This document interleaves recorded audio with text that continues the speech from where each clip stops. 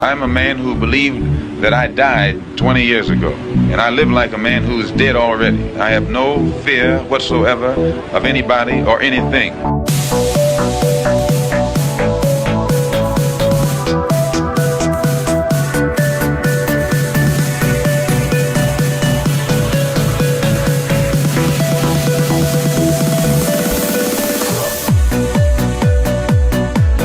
Gary Webb. I am an investigative journalist, and in 1996, I wrote a series of stories entitled Dark Alliance, which was about CIA involvement in drug trafficking.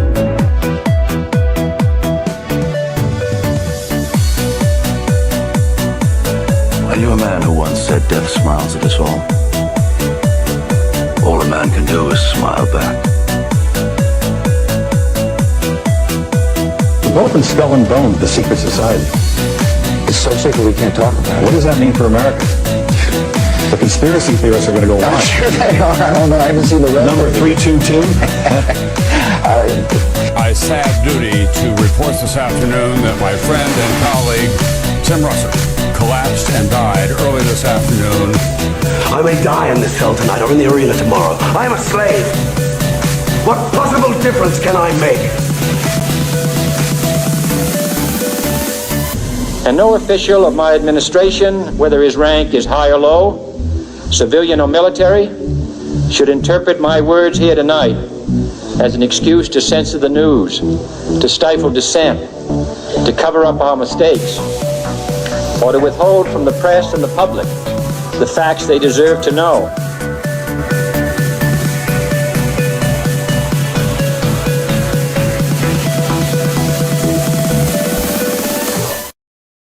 Hello and welcome back to your favorite live weekly call-in conspiracy or parapolitical show, if you want to dress it up a little bit, digging into another week in the wide world of schizophrenia. As always, joined by Austin Picard, ready to dig into it with you already deadheads. And just a casual reminder, this is a call-in show. We will have the lines open here soon. We'll remind you guys the number when the time comes, so you guys can get involved in the show. Also, for the non-pollers, you can contribute. You can be part of the show, the second half of the show, as we typically do here. But as always, we wind Austin up with some schizophrenia and get him going, get the Austinism flowing, and very much doing the same this week. I think we're going to dig a little bit into who would have thought, but some child trafficking rings. That's what we're going to start off with today. Before we jump into that, though, Austin, how has your week been? I think you and I just realized you and Jacob did a show the other day. I believe it was over on his channel. So I don't know if you guys dual streamed it, but definitely go check out Jacob's show, Rise to Liberty. I'm assuming you guys also talked about child trafficking there? Unfortunately, yes. We did. And really, I think the goal was to obviously discuss the Odyssey Foundation more in the scope, through the scope of the Delta Project after the rebrand into Chicago. But obviously, I derailed the conversation with talk of ritualistic pagan human sacrifice and things of that nature, and forced a brief film breakdown on Jacob as well. So it's been unfortunate. Honestly, it's not been unfortunate. It's probably something that I need to do occasionally, because there is value in breaking down and interpreting pop culture reference points, obviously. And I think you should do specific videos. And I've been saying that for a while. People like that. That's something that'll hit the algo. I know it might be hard for you to format correctly. I think you should probably do it more of a format of just kind of spilling it instead of trying to overly prepare it, but maybe not quite a full-on rambling stream, but just kind of talk about a film, your thoughts on it, yada yada. I think that would do well. But yes, I guess you got to get it off your chest here every now and then. It's necessary. And really, I think it's also a way that I can kind of like decompress from, as much as it's not at all really a way to decompress, it from what we study and investigate on a daily basis in terms of these cases. It really is just more proof positive that helps reinforce that this is unfortunately the reality we face, and And we've been inundated with this kind of pop culture, weaponized version of pop culture, I should say, like it's just oversaturated with these occult, ancient pagan principles. And I think it's very much perverted modern society and just reality in general into this sort of inverted moral landscape that we've kind of referenced it as, and given it its own title. So, oh shit, it's Hey Say What Now in the chat. What's up, buddy? It's been a while since I actually saw him, but yeah, honestly, I appreciate you guys, and mainly it's just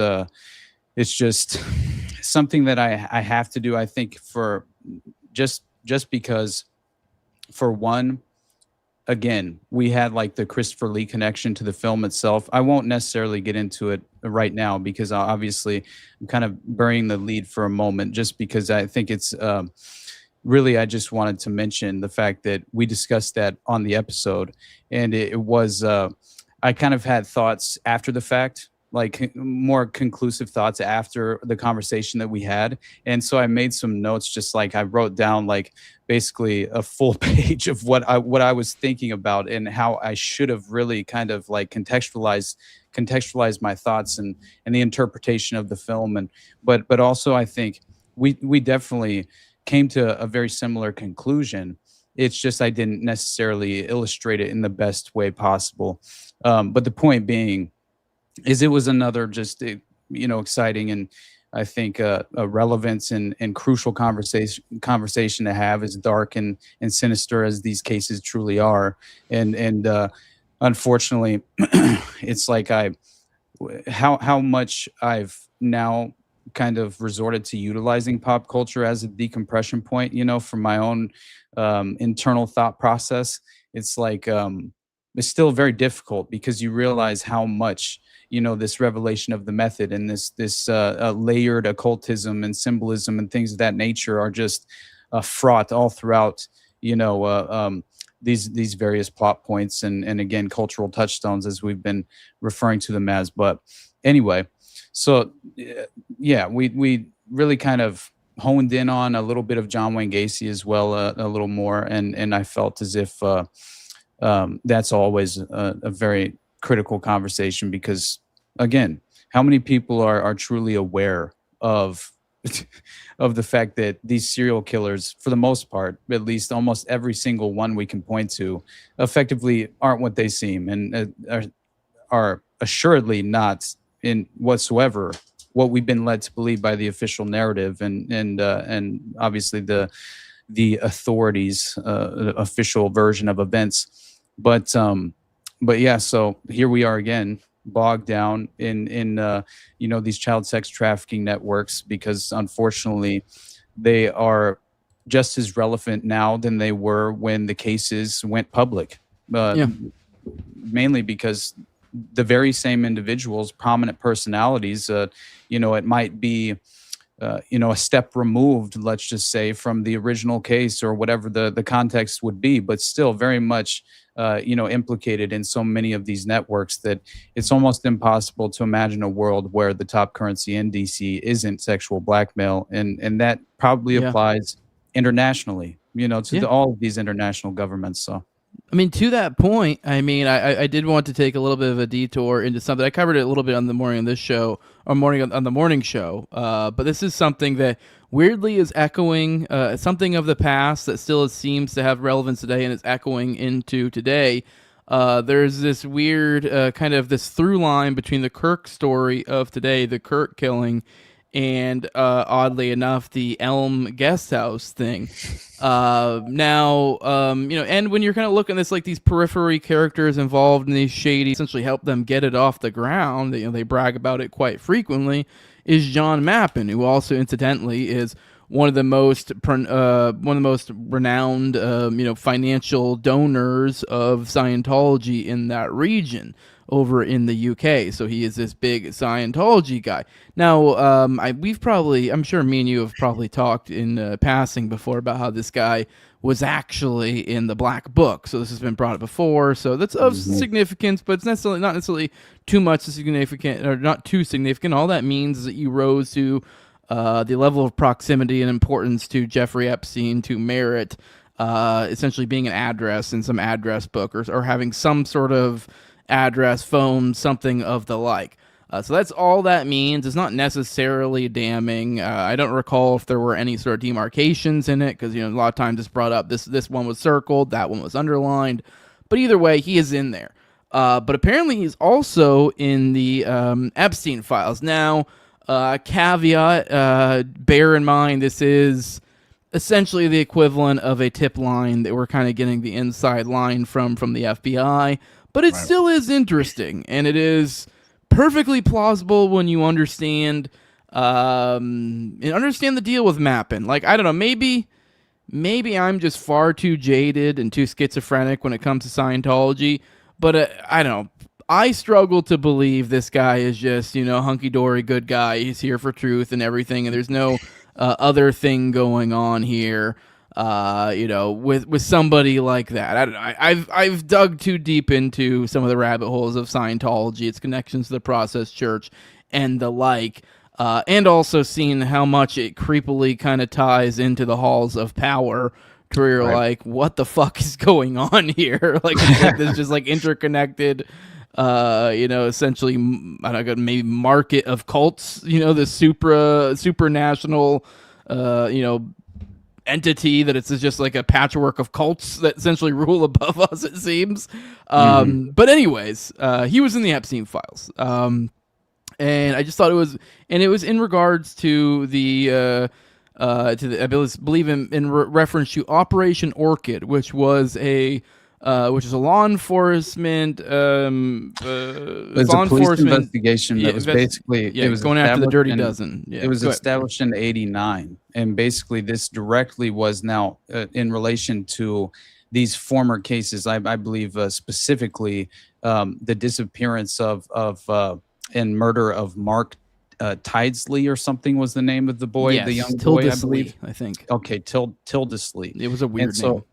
Basically, I believe the operation inevitably, ultimately revealed that Tildesley was abducted by specifically by a group of pedophiles, a gang of pedophiles, right? That was allegedly led by this Sidney Cook, which directly ties into the Elm Guest House affair, obviously, which took place in the 70s. Was a major public scandal that's been ultimately deemed a hoax, which is absolutely ridiculous. If you look into the investigation, you understand how this was very much effectively covered up, I think, because of the high profile political figures involved and implicated in the network, which is it's directly what. Anyway, I didn't mean to cut you off. I just want to make sure people were aware of Operation Orchid, right? Yeah. I think it was something like a dozen or so children, I believe, that went dead, I believe, as a result of the Dirty Dozen that they were going after, and this being tied into the Elm Guest House, which is also renowned. It's just these all things are sort of tied in together. But either way, I do have this audio clip that we're going to play right here. I kind of botched my presentation of it this morning, but it's all ready to go today. But I do want to let you guys know the phone lines are open, 1-833-722-3323, 1-833-722-DEAD. You can call in and join the conversation, ask us some questions, whatever it is. But yeah, let's watch this clip, and then I kind of want to pick your brain a little bit. See what you think. Now, bear in mind, I'm not trying to be the Candace show here. I do want to be very clear. This is just some dude who called into the FBI with some tip. Who knows? Maybe he's a guy with an axe to grind. Maybe this is some op in and of itself.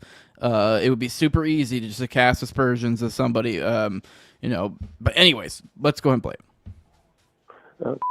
My name's I'm calling from London, UK, and I've been put through to your number, sir, by the switchboard and another person. Is it possible, if you can, to give me a call back? It's about an entry in Jeffrey Epstein's contact book, the 97-page one, a chap called John Mappin. I deal with whistleblowers and charities over here for a number of years regarding child sexual abuse. I've been following this very closely, have been heavily involved. I'm not a police officer. Basically, this man has been identified back in 1989 for a police operation here in the Met. called Operation Orchid. If it is the same John Mappin, if you want to give me a ring back, my UK mobile number is the Met didn't act on it, like they didn't act on a lot of things regarding child sexual abuse. It specifically involves a ring called the baby sitting ring. I'll let you draw your own conclusions to that. It's pretty horrific, the detail I've been given by the retired charity worker who had meetings at New Scotland Yard, unreceptive meetings to the details they were giving. Thanks very much. It's UK time. I'm in mid-afternoon, and it is the 31st of August. Thanks again. Bye-bye. All right. I can. By the way, I do also have a transcript of that from Dana's thing. If you want to read it to give a little more clarification, but kind of give a specific. Now, as I said, this doesn't give a ton of information here, so there's not a ton of us to work with. He does name drop Mappin here, so that's significant. Essentially asking a callback, an entry in Epstein's contact book. So he makes a reference to essentially the black book that we've mentioned before. He says, I deal with whistleblowers and charities. I've been following this closely. A police officer. He says, basically, this man's been identified back in 1989 to a police operation here in the Met called Operation Orchid. It is the same John Mappin. He says, if it is the same John Mappin, if you want to give me a ring. So even he said it like if. So I guess there's some level of, it could be somebody else. But yeah, he said that this is called the babysitting ring is the name of the ring. That doesn't ring a bell for me. I don't know if it does for you, Austin. Maybe it was more hyper specific to whatever that operation. But I don't know. What are your thoughts on all this, Austin? Man, honestly, I think this is really, it's hard to obviously hinge a sort of any kind of conclusive evidence of any kind, right, on this specific direct reference. I would say it's suspect. I'm a little skeptical just because it is now on the connection itself, not whatsoever. But I feel as if I feel like there might be legs to that, absolutely. But I also think that we have to be very careful about who we put any real stock into in terms of legitimate credibility and just knowing how much the Epstein files specifically have been injected with misinformation, specifically I think to disseminate throughout this industry, throughout this sort of space of content creation and content creators and people who are attempting to actually get to the root cause of things. And I was teasing Candace, but she's basically doing the same thing. I mean, in a certain sense, what she's doing with the Tyler Robinson case, in a certain way, is kind of like the Epstein files. I mean, I guess some people could spin it as a positive way, but a lot of the Epstein files dump was a trove of a lot of tip line sort of stuff. So not everything's actually that valuable. There's a lot of valuable shit in there. So maybe it's not the greatest equivalent. It's actually worse. It's almost like she's dumping almost nothing exclusively but the bullshit. But I was covering today one of her things. I don't know how I didn't realize this now. Apparently, she does have a tip line, which totally makes sense. But a lot of these, these things she's run with are literally just tips. Nothing's been she might allude to some sort of verification, but it's just somebody said something, which that's fine. Right. But you got to kind of throw it out that way and not in this salacious all of the, because I think I was one of the claims, I think it was that the hospital that Charlie Kirk went to, essentially the claim was that before even the shooting occurred, the hospital had been emptied or whatever ahead of time for some unknown reason. And that's entirely, she covered it a whole 5-minute thing on it, and the only thing is a trust me bro from an anonymous tip line in her thing, which is fine. And to be fair, she does kind of end it. I don't know if she explicitly says that, but you heavily get that from context, and it ends with reminding everybody that I have a tip line. So it's very much oh, this is one of you guys just giving me a tip. I have a tip. So, which is, like I said, fine, but I do think the way it's presented, it kind of makes people think oh my God. And you're okay, but whoa. Okay, but what are we basing this on? Right. There's just too much of people getting way ahead of themselves over some fucking anonymous source. Mm-hmm.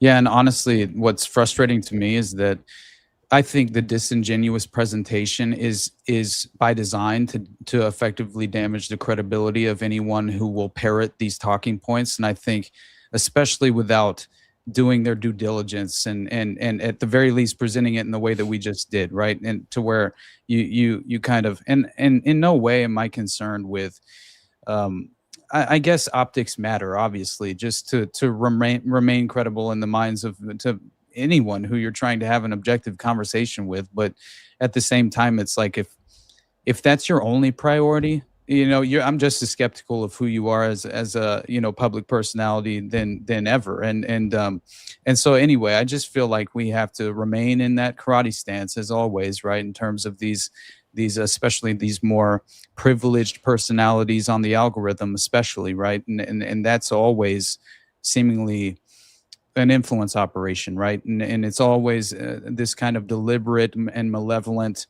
deception playing out, and that's always what I've specifically viewed Candace as. But I will say, I mean, it's very clear and obvious that John Mappin's listed in the Black Book. I think it's like page 35, and he's got 2 phone numbers and even an address in the UK. And it's just like, there's no debate whatsoever in that. And I will say that looking through basically the evidence provided in the investigation of Operation Orchid, what is alleged to have been a debunking of the direct connection to John Mappin to the operation, who knows if this is a legitimate fact in terms of has it truly been debunked? Now, I will say that I'm looking through essentially these summaries and investigative summaries and executive summaries from the documents themselves that basically are suggesting that there's no direct evidence connecting John Mappin to Operation Orchid. Unfortunately, this may potentially stem, and according to the investigators, from confusion, name confusion, with basically other investigations online. Now, I'm not trying to dismiss this connection in any way whatsoever. Believe me, if anything, I would almost inherently believe, like it's almost my bias that I would accept at face value that of course John Mappin would be connected to Operation Orchid, right? But anyway, that's the only reason that I kind of think it's a credibility thing. Yeah, it's like one thing I brought up this morning that I was kind of irritated with. Someone gave, there was who is it? I forget his name. He's one of those yelly in truck guys. He was kind of known for being kind of sort of attractive dude that the gays and the ladies clearly like to see him yell in his truck, and he's kind of always on the front of Rumble. But he got into it with and he's very much kind of goy slop sort of thing. He was one of those influencers who actually went to go work for the DOW during all of that shit. I think he technically got fired. I don't know why I can't think of his name. I've covered shit about whether this guy, he's like Graham something. I don't know, whatever. Either way, it'll come back to me later. But it's kind of beside the point. But they got into it. And he essentially said kind of what I just said, which, funny enough, I've pointed out before Shapiro said similar such things, and some of these times, and I fucking not a big fan of Shapiro, but Candace does a good job of making them seem like rational people. For example, he was kind of saying something along those lines, and instead of responding to that point, she made this like weird sort of schizo allusion to him maybe being gay or being a swinger, which like I don't know if he is or not, but like even like these sort of proof she gave was some weird Facebook post that like, what? How am I supposed to get this from that? And this is just a sloppy bullshit, which it's like, sure, you can have fun and dunk on people, but it's like even the dunk didn't even make sense. It came off as like shitty logic, like shoddily source, like even for this like salacious like dunking, you know what I mean? Like, and at the very least, you think you would at least be, even if you do want to get a dunk in, you at least would the same time tackle the actual logical crux of the issue, like or whatever. But no, and so this has kind of just become this like close common denominator. Kind of look like the ladies are arguing, kind of this like gay little cat fight. And it just becomes this weird sideshow that people don't take seriously as well. They probably kind of shouldn't, some of these people. And I totally get the inclination from a lot of these people just to kind of be like, be grossed out by these people. Mm-hmm. And they're going to manipulate that. Yeah, and how many like unstable minds and just not necessarily even people who are like controlled assets that can be manipulated into making false statements and things of that nature. It's like, I'm just curious, it's like we always have to consider the idea and the concept. And I do think this is, I've never really the Epstein files are kind of, I think, the most relevant example of this in throughout my lifetime personally, just seeing a deliberate injection of misinformation, and it felt as if that was all based on these kind of hotline tips to the FBI that were being made public by all of these prominent personalities in the algorithm and things of that nature to kind of control the threads of evidence that were being publicly made available. And I think all of that is it's just an influence operation that is intended to clearly compromise your not only your credibility, but the sort of your interpretation and internalization of the information in itself. And so if you have this, and I think it's very important for people to always check their bias, remind themselves, how much they could easily be led astray by something they want to unfortunately be the case, or and I think that leaves a lot of people vulnerable psychologically, and that is where I think the propaganda is so effective. And so in terms of Operation Orchid, though, I'm glad we have a reason to discuss it, because once again, it's like how many people are unaware of the Elm Guest House affair and this vast network of pedophiles that implicate such prominent figures in the political, even the aristocracy in the UK. But beyond that, how it unfortunately it extends to the West, right? Obviously, and this very network is just as much relevant, and I believe, obviously, sort of represented, directly represented. This very network of the Elm Guest House affair has been directly represented in the U.S. domestically, and so I think that understanding that this network has direct connections, essentially, to really the Odyssey Foundation, right, and John David Norman, and this underground, this very well systematically entrenched pedophile underground that we've discussed so very often in the past through so many different evidentiary windows and connecting points that really kind of like prove positive and reinforce the credibility of these connections. And so it was the abduction and murder of the unfortunate young soul, Mark Tittlesley, right? I believe is how you pronounce it, right? That basically that happened essentially through the Operation Orchid investigation. It was later revealed, right, that basically the night he disappeared, Tittlesley was abducted, drugged, tortured, and raped to death, right, is basically what unfortunately occurred. And this all happened in regard to not only Sidney Cook being directly involved in this unfortunate, what was the reference? The Dirty Dozen, I believe, is what they were called, right? And I think Les Bailey was one of the other perpetrators who was charged for murder. Like by 1991, he was charged for murder and given 2 life sentences, and then inevitably pled guilty. But what I found interesting is that ultimately, the following year, he's murdered in prison. So by 1993, you have a perpetrator who was actually given 2 life sentences, one of the only perpetrators who was basically sentenced and pled guilty to manslaughter, inevitably was murdered in prison the following year, essentially within 2 years. So I think that is important for people to be aware of, and I don't think that was an accident, right? It very much seemed, as much as even David Berkowitz getting his throat slashed, it's like just as he's being as vocal as he was, right, and then goes radio silent.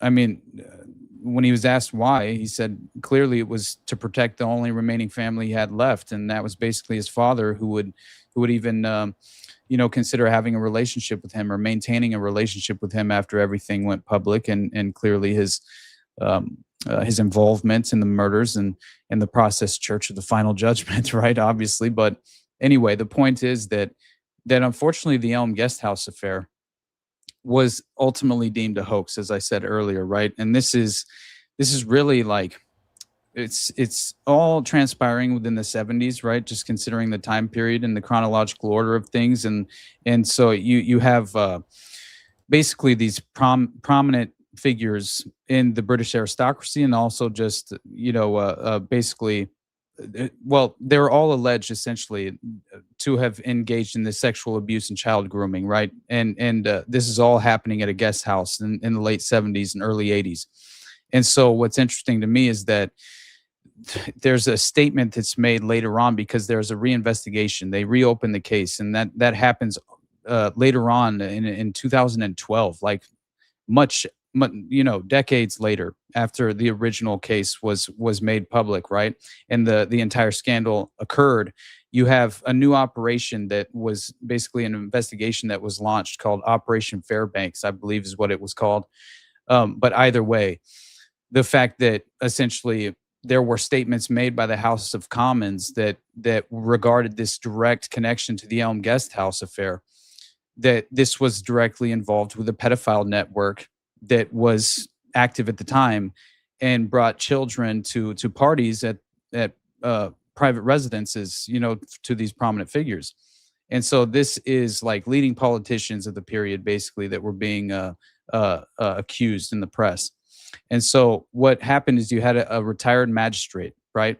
And this was Vishambara Mehrotra or something. And I can't really, I'm not entirely certain how to pronounce his name, but his son Vishal had basically disappeared within a mile of the Elm Guest House, and that happened in the early 80s, right? So late 70s, this was all kind of being made public, and then in the early 80s, it was around 1981 that basically he'd been contacted shortly after his son's disappearance, this retired magistrate, and basically this is he had been contacted by a male prostitute who said his son may have been taken to the Elm Guest House and murdered by a group of highly placed pedophiles. That was his quote.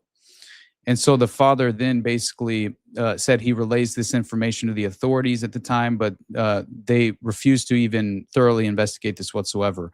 And he went on the record making this statement.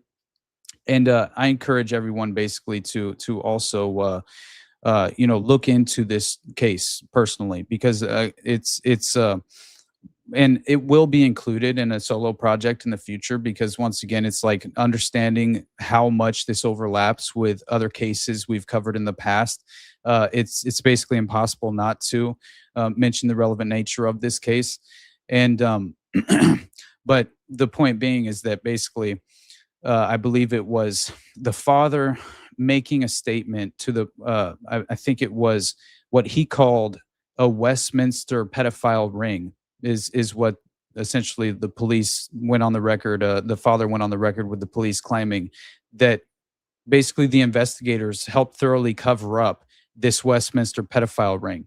And so that all basically was acknowledged by the year 2014, which is interesting in itself, right? That it took so long, took so many years for this acknowledgement to have even been made. But he says directly, he said he was contacted by a young man who seemed to be in his 20s. He told me he believed Vishal may have been taken by pedophiles in the Elm Guest House near Barnes Common. He said there were highly placed people there. He talked about judges, politicians who were abusing little boys. So again, it's like how many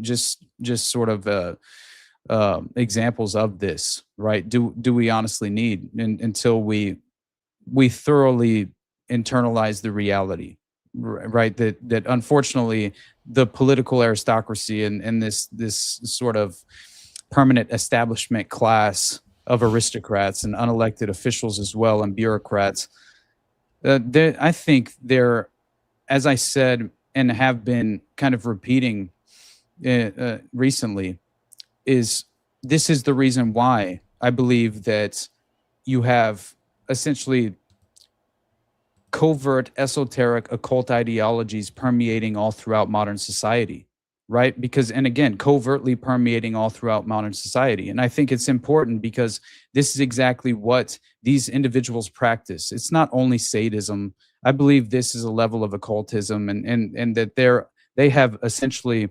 justified the sadistic nature of their ideology and what they practice on a daily basis, even in the form of their abuse.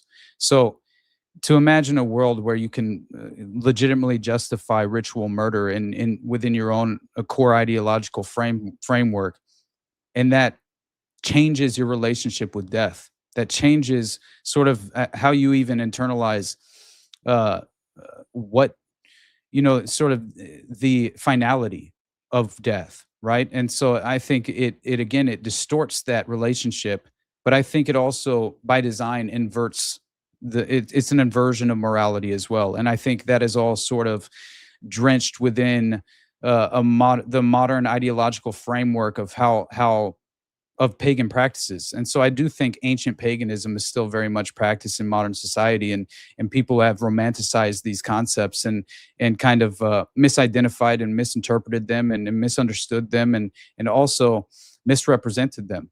And I think to be the sort of new age concept that no longer applies to the old gods and the old way of life in which they originally practiced the rituals in the first place.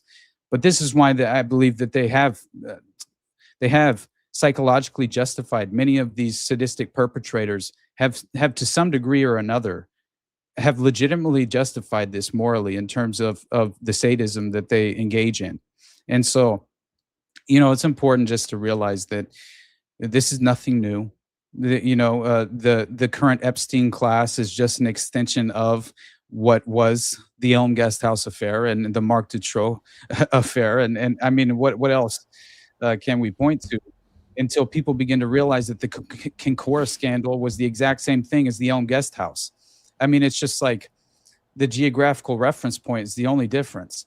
And in reality, we have a permanent establishment of pedophiles, right, that are deciding our fate and ultimately becoming the extraordinary threat that we should prioritize, right? And I think that until that moment comes, and until we become willing to acknowledge that fact, then we will consistently facilitate the very core structured system and power paradigm that allows them to be essentially held from accountability, isolated and insulated from that accountability, which obviously justice is in what utopian society could you imagine a justice actually taking place in terms of being served to these perverted perpetrators? That seems to be a utopian right sort of it just, to me personally, I think people need to be far more aware of the fact that this is all very currently relevant in the moment, and in no way have these people veered from their ideology. I think they've only consistently there's a level of deception now that wasn't, it was a little bit more overtly practiced in the past, I think, and they sort of learned from that mistake, and now it's led us into this current moment where people are inherently embracing and internalizing these ideas, whether they're subconsciously taking root or not.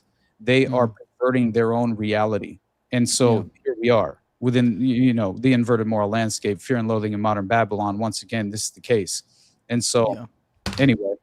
Speaking of inversion, magic, monsters, and relevant things of today, we weren't actually planning on talking about this, but I was kind of digging through some of my bookmarks, like, oh, perfect time to talk about this.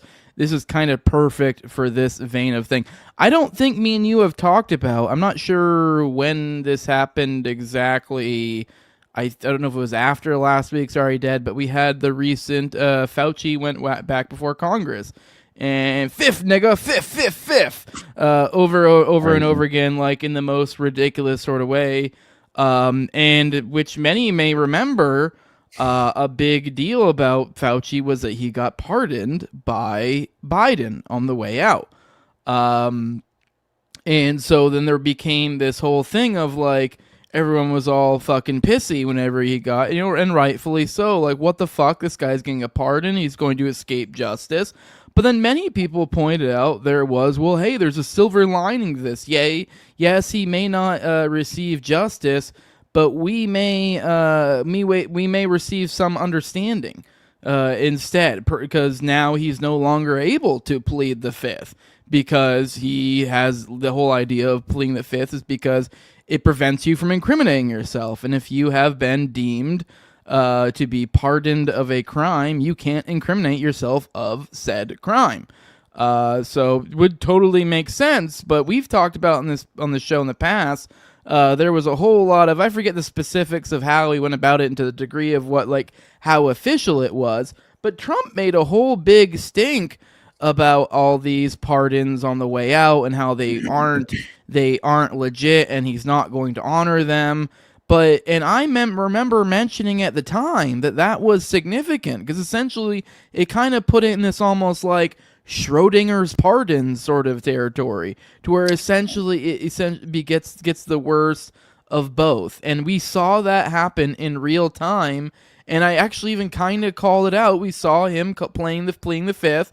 We even saw I played on my show clips of Rand Paul saying like, well, okay, well, then the next step is going to be that we're going to find some sort of appropriate legal measure to apply to you because you are, actively disregarding and you shouldn't be able to plead the fifth. But the point I made is he has one of the best legal arguments in the world. One of the people who holds the highest office in the land has highly signaled that he does not consider that to be legit. And the problem with things like pardons is it's kind of not that legit. We had this issue too when we had the declassification of files. If you remember, like, Trump got in trouble for that. And if you really get in the weeds, and if it goes like, well, technically presidents are allowed to declassify files. That's within their powers. And it's like, but there's not even technically like an actual, so like the president can deem something declassified. And there's not technically like a official process declared somewhere. So he can kind of just in his head say it's declassified and declassify it. Similar sort of thing here in a certain sort of sense. It's not as... it's essentially very much a legal quagmire. This opens up a whole quandary, and so this opens up a whole separate legal issue of like, can he even plead the fifth? And now you're in this whole other paradigm of litigating whether he can even plead the fifth, and all because Trump opened his fucking mouth. And there was a chance that maybe if Trump just shut the fuck up, but I find it funny. Apparently Trump has actually decided now that he will respect the pardon after having given Fauci, after Fauci's display is when he then decided, after Fauci went to Congress, pled the fifth, having that, ace legal argument. Now that that's over, Trump is now saying he will respect the pardon, which funny enough is also going to allow him to later more efficaciously pardon his own people that surrounding him, and not have to have a lump on a political lump of sorts.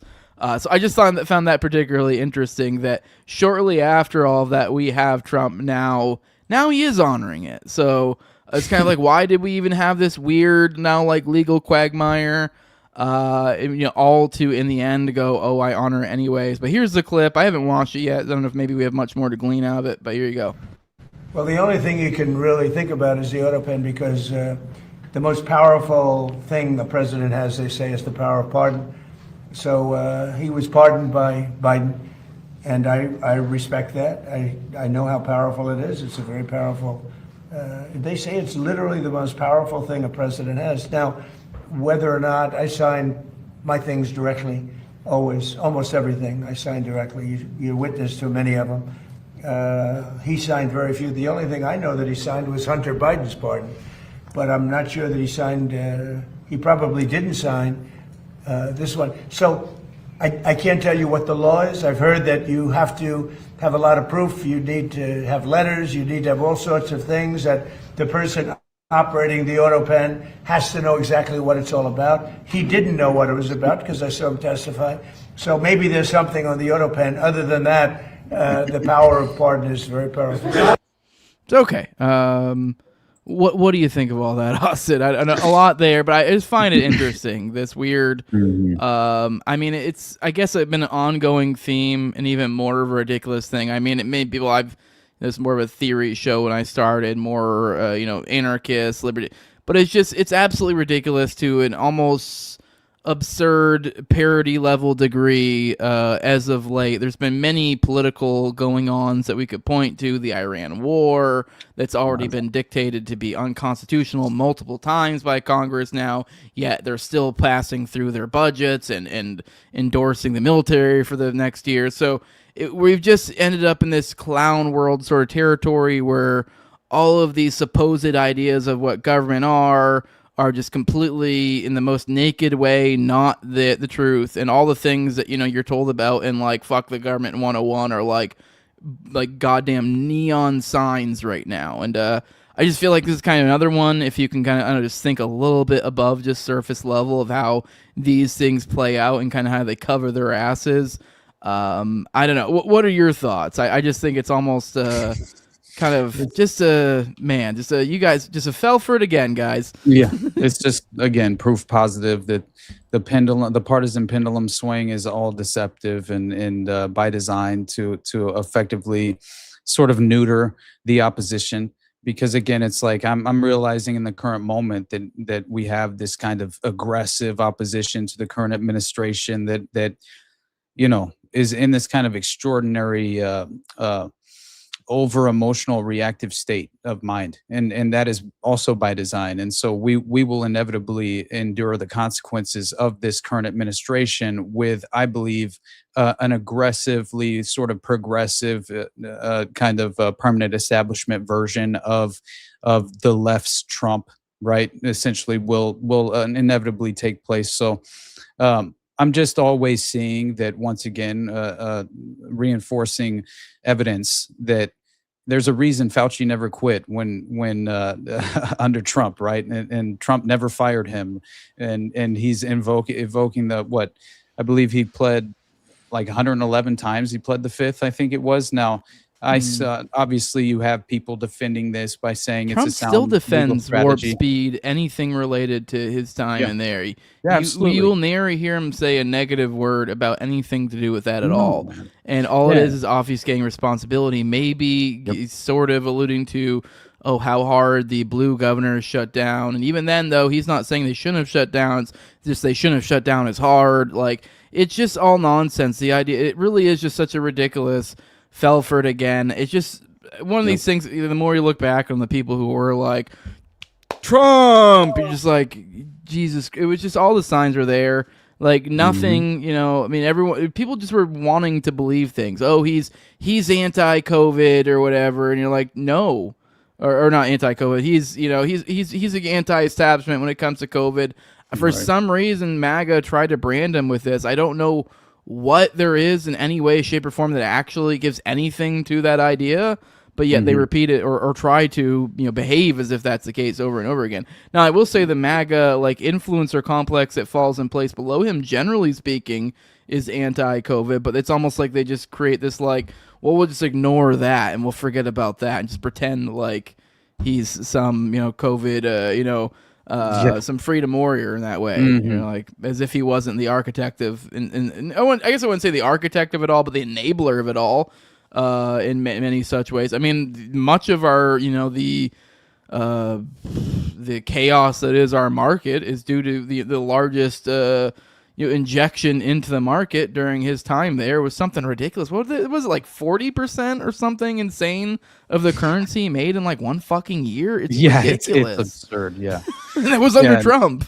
And it's going even higher and higher and higher. We started off, if you just look at the Department of War, before Trump came in, it was $500 million. The first budget you rolled in that they've already gone through $1 trillion, and now they're already pushing for 1.5, and fucking Hegseth's acting like it's gonna be the end of the world if he doesn't get it. Yeah, no, I know, and this is just people. Obviously, the lockdowns were happening under Trump. I mean, this is the same concept of it takes a Republican to essentially pass the gun legislation. right? It's like this is the same concept. And so people just need to remember this fact in terms of, oh, President Bumpstock is at it again, the most transparent administration in all of American history. And in reality, it's just all the Epstein class perpetrators who are clearly implicated in the criminal enterprise that only prioritizes sexual blackmail. And this is just, for me, I don't know why anyone expects anything different. It's they're not paying attention, and they're certainly not internalizing this information and evidence that proves the fact that they do not have your best interest at heart, no matter who is in office in terms of the partisan political paradigm of this two-party paradigm. They will never be acting in your best interest, and they're certainly never acting in good faith. And I believe their entire goal in terms of the political class and what their role is to basically, provide damage control and the optics, and also consistently influence the public by either generating conflict and escalating the culture war, or getting out in front of what they already know will unfortunately, be the case in terms of what they have to beat back and condition out of the populace in terms of how they interpret this evidence and these propagandistic talking points or critical news information of the demoralizing news cycle. I mean, all of that is consistently being leveraged against us and by these personalities. So, but honestly, I did want to mention just before we take the break, just one last thing on Operation Orchid and also Fern Bridge, I believe was the other operation, because and everyone should go to Simon Dovey's website as well, because this case specifically is very well detailed in on his website, and it's fascinating, honestly, in terms of the cover up and the authorities being involved directly in the cover up, especially considering that in 2014, whenever all of this is basically reopened through Operation Fernbridge, you have detectives basically acknowledging finally the fact that this gang of murderous pedophiles was led by a man named Sidney Cook, allegedly, right, which had been looked at basically as suspects for the murder of that young boy that disappeared in 1981, the young boy that I had mentioned, who was the son of the retired magistrate. And what's interesting is that there was another young boy who had gone missing named Martin Allen, right? And he had also gone missing not far away from the Elm Guest House. And that would happen just about 2 years prior to that in 1979, instead of 81, where you had the magistrate's son disappearing. You had so basically this is when you have the boy's father basically had been the chief chauffeur of the Australian High Commissioner, Sir Gordon Freeth. So instantly the chauffeur connection that I've mentioned in the past in terms of Marion Petty and his brother being chauffeurs for five-star generals and things of that nature, right? And I believe Marion Petty's brother actually was murdered in a police. So I believe he was a police officer, and he was murdered on the job at one point. It's a very strange case. When I looked into it, it seemed interesting.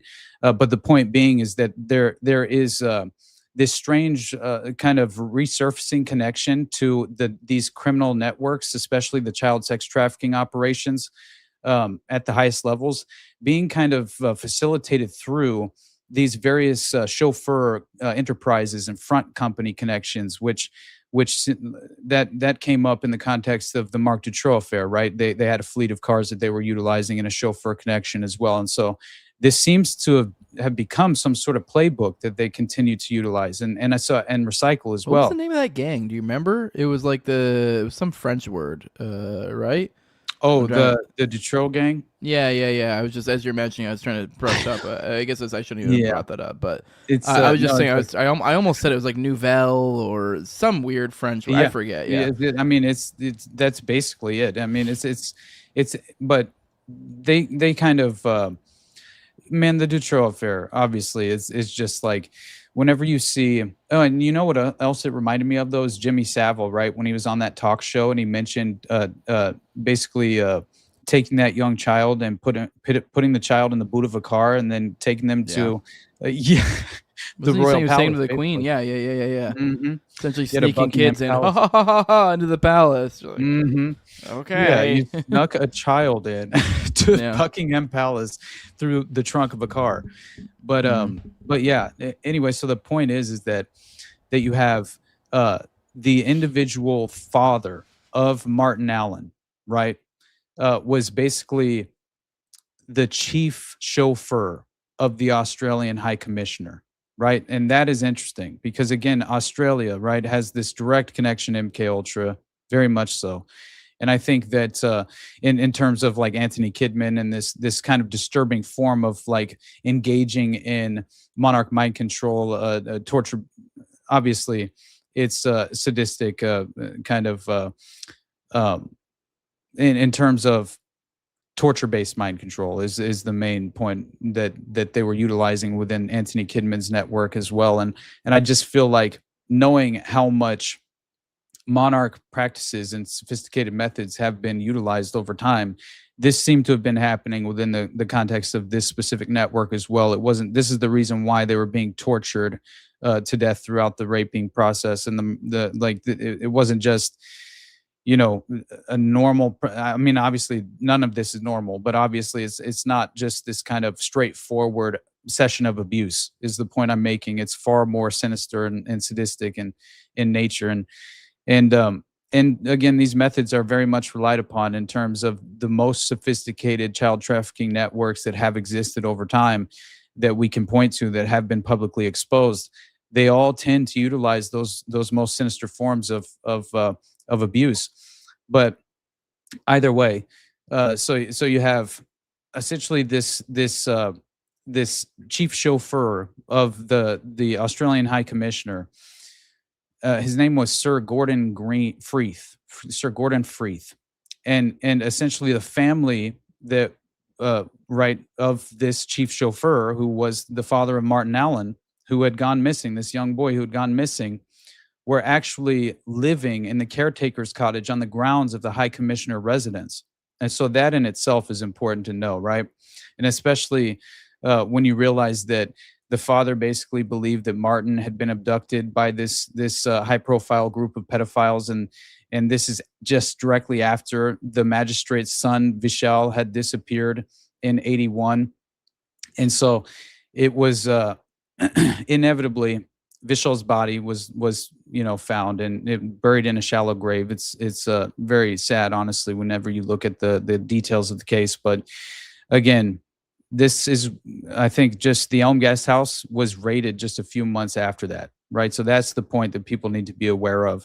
And so beyond that, you have other reports that were being made public on the Elm Guest House at the time, but very much being covered up by the authorities who were supposed to have been thoroughly investigating. But this is when people need to realize the chauffeur connection comes to fruition in terms of Sidney Cook and these other suspects that were being looked at throughout the course of the investigation, which all was acknowledged later on through Operation Fernbridge. As I said, decades later in 2014, this is all made public. And so you have Sidney Cook, who's this, named the head of this murderous pedophile group and of the Dirty Dozen, right? And Cook and these three other perpetrators, I believe Les Bailey, Robert Oliver, and Stephen Burrell, were all basically convicted of abduction, rape, and murder of three boys, right, during the 1980s.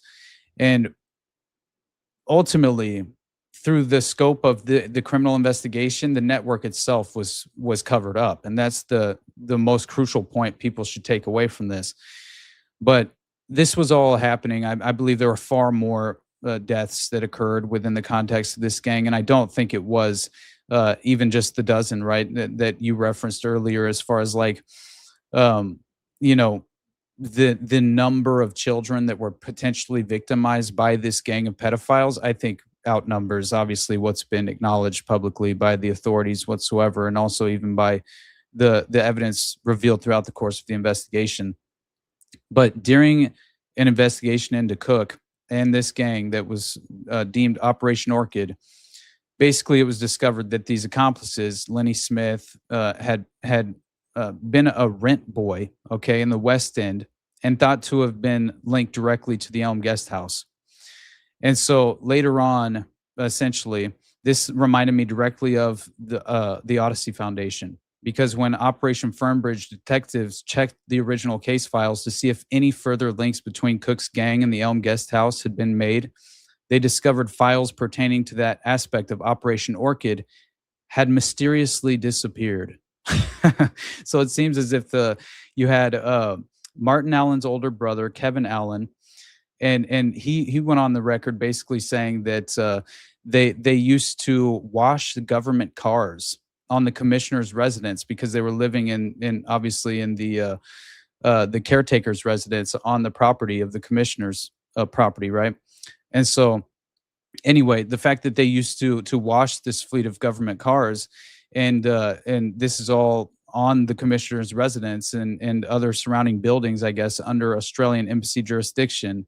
All of this is important for people to kind of like contextualize the level of I think it was like you had the MI6 that was alleged to have participated in facilitating the cover up, but you also have basically I believe it was, I mean, you have allegations of the deputy director of the MI6 essentially being a prolific pedophile, right? Things of that nature, as well as the Home Secretary, I believe Leon Britton was mentioned in this as well. So you have so many different evidentiary implications throughout the course of this investigation, and then Operation Fernbridge publicly acknowledging all of these direct connections.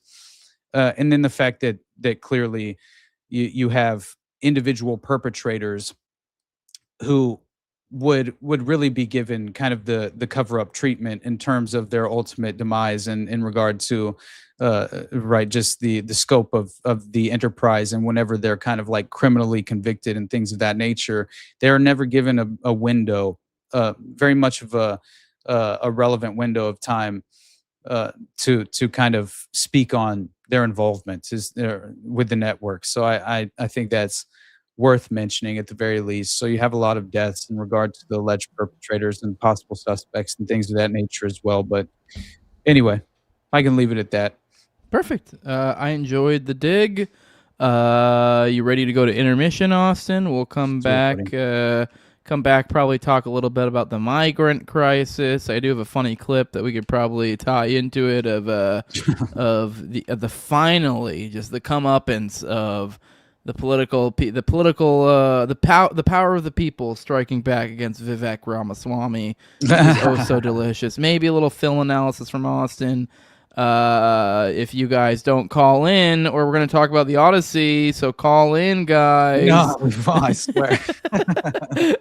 Patrons will hang out with you guys here in a moment if you so choose. I see a good number of you guys hanging out there in the back. I like to remind you guys that so we don't feel like losers when none of them come up. They're back there. They just like to hang out in the back.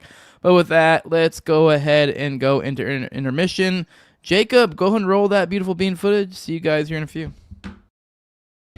Within the last decade, Los Angeles has witnessed crime sprees by the Skid Row Stabber and the Hillside Strangler. Now police are holding two men in connection with another multiple murder investigation. This time, the target was teenage girls. David Dow reports. In late November, police quietly arrested Lawrence Bittaker on the left and Roy Norris in connection with a kidnap-rape investigation. Now, sheriff's investigators believe at least 5 teenage girls were murdered by the two ex-convicts during a 4-month spree last year. The victims were all raped, tortured, and strangled, and officers believe there may yet be more victims. I'd have to speculate, based on the information we received, that there are a number of other additional bodies. How many do you think?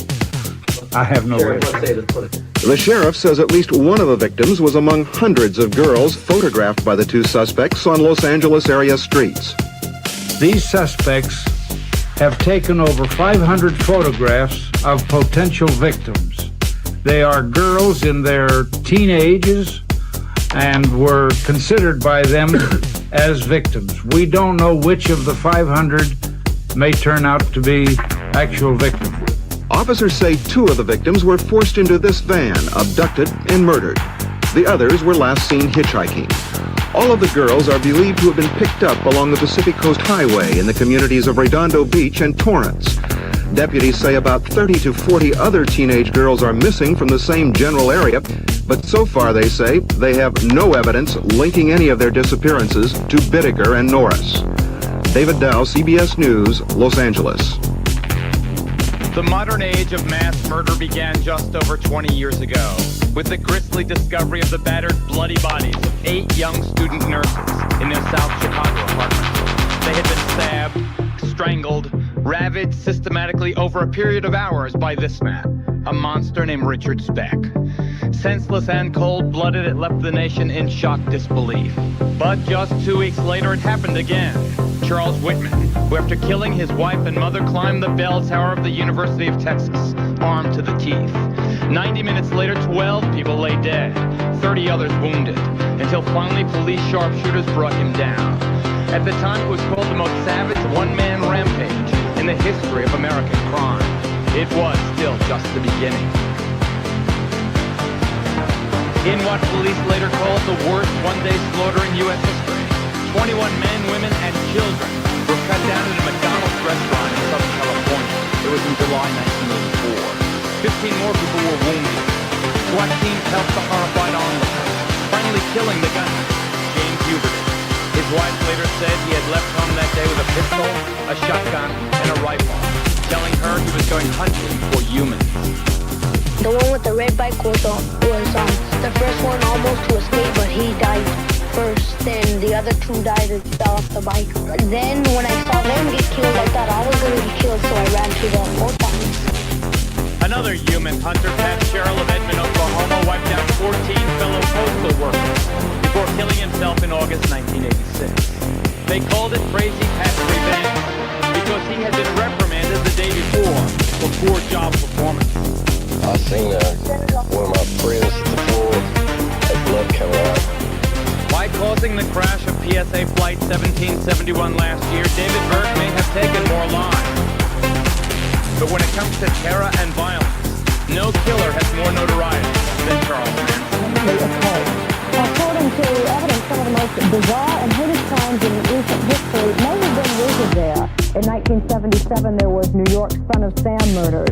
Henry Lee Lucas, perhaps the most prolific serial murderer in United States history, who claims to have murdered several hundred women over a 25-year period. The McMartin Preschool in Manhattan Beach, California, associated with child abuse. And most recently, California's so-called Night Stalker, accounting for nearly 20 deaths on the West Coast. All of these have had links to Satanism or devil worship. Sandy Gallant is a police officer with the San Francisco Police Department, and she has seen it.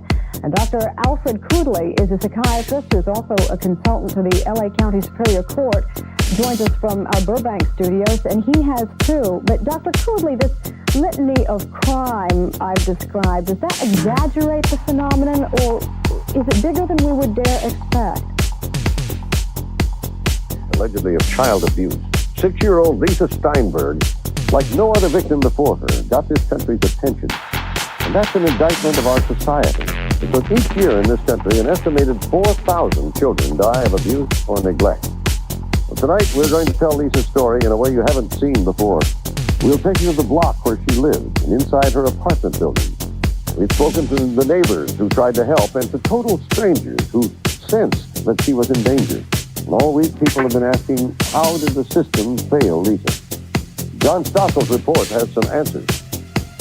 This is the story of a child's short life gone terribly wrong, of neighbors asking themselves, what could we have done? And of a city faced with the question, whose child was this?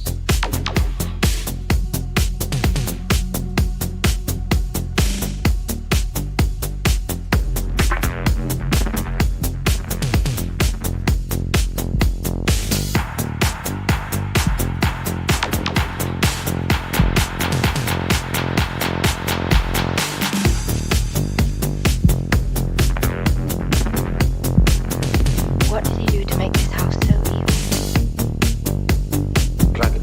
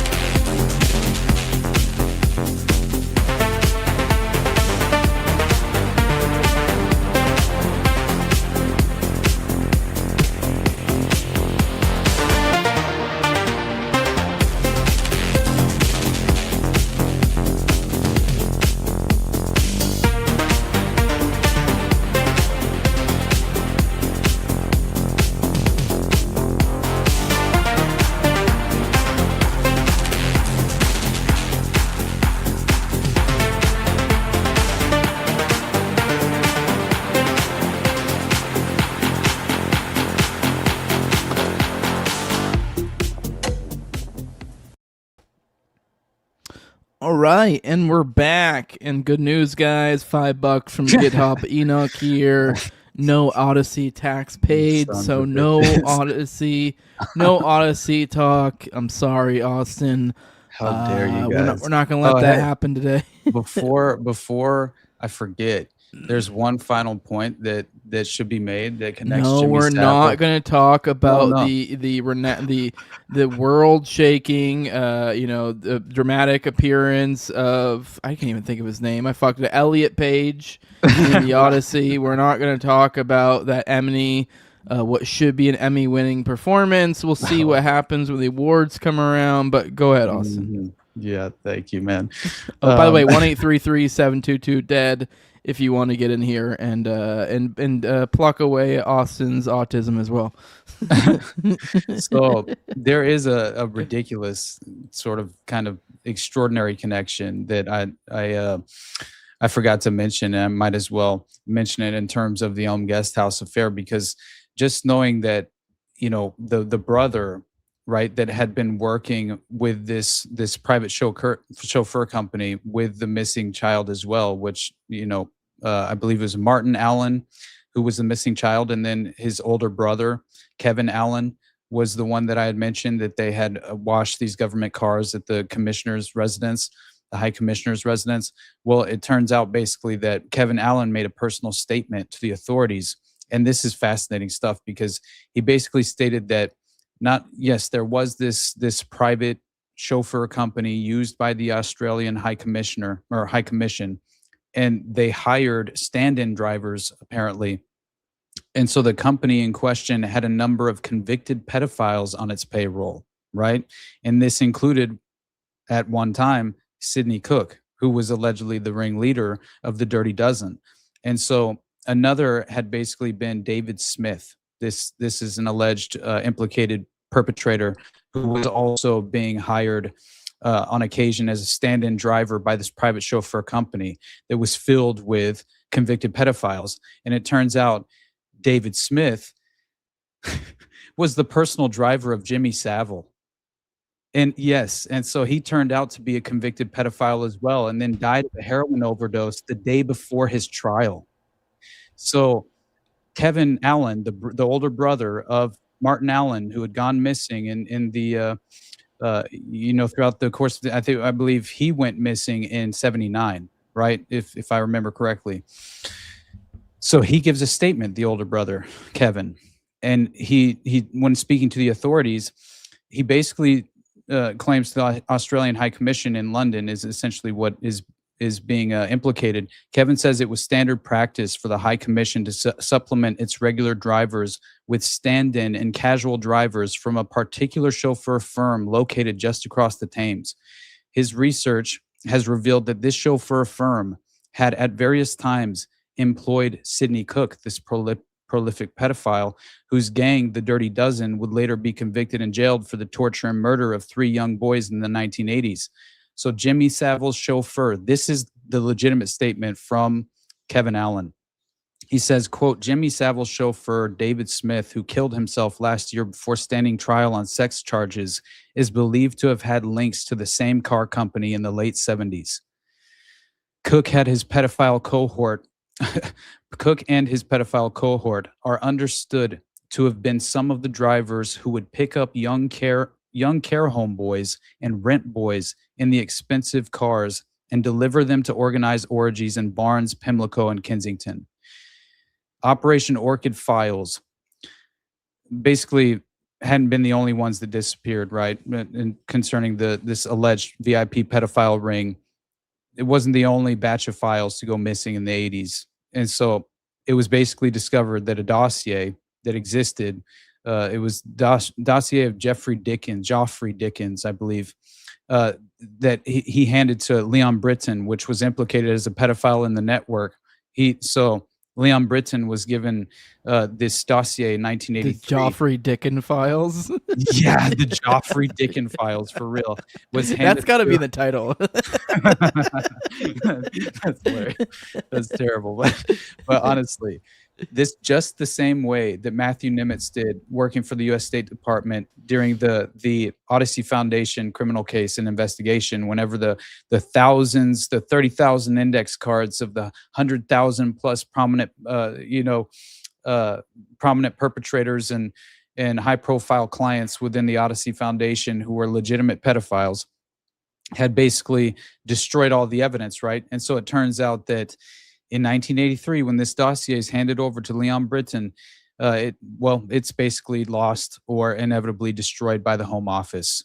No one knows, but it no longer exists. And this instantly in the 2014 Operation Fernbridge investigation, right, where all of this was basically being made public once again, with far more detail being provided, you essentially have investigations into the ring. There were all these allegations that were being made that the MI5 was directly responsible for the cover-up. And so that goes to show, here we are again, right? It's the same concept of what happened, not only with Dutroux, not only with Epstein, right? It's just not only with the finders. It's like we can point to each and every one of these cases, Franklin, Craig Spence. I mean, it's just never ending. And so we see the very same treatment being given that to the Elm Guest House affair, which has been labeled a hoax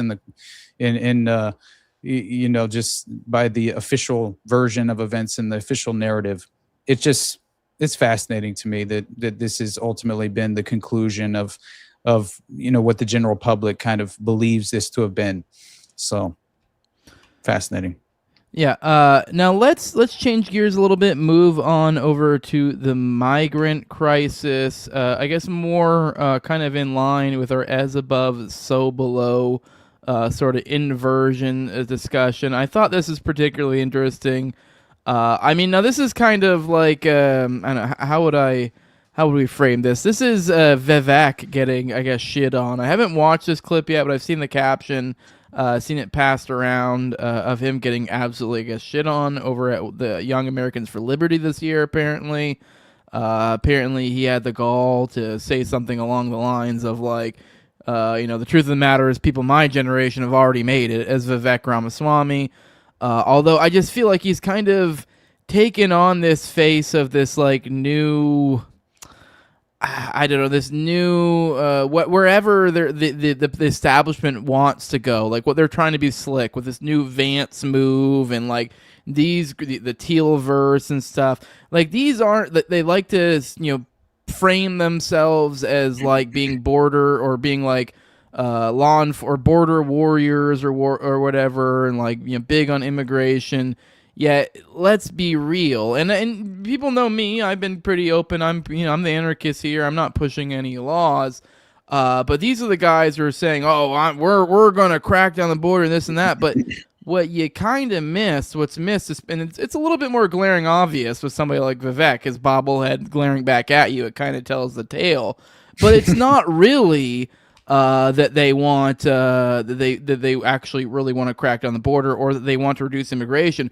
It's that they want to shape immigration in a certain way, which funny enough is like the worst way that most people go. This when they develop some parody of what open borders will give you, they are actually, funny enough, tend to be describing the dystopia that the Viveks and Teal and all of his acolytes are actually angling for pushing. Like they are angling for, yes, some sort of form, I guess you could say, of a more restrictive border policy, but by God, will we not, those borders get porous as fuck if we're talking about H-1B Indians, won't they?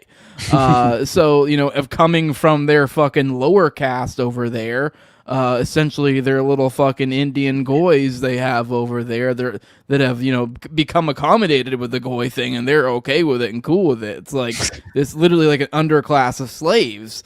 A lot of people don't realize this. Like, yeah, I tease Vivek, but he's not one of them.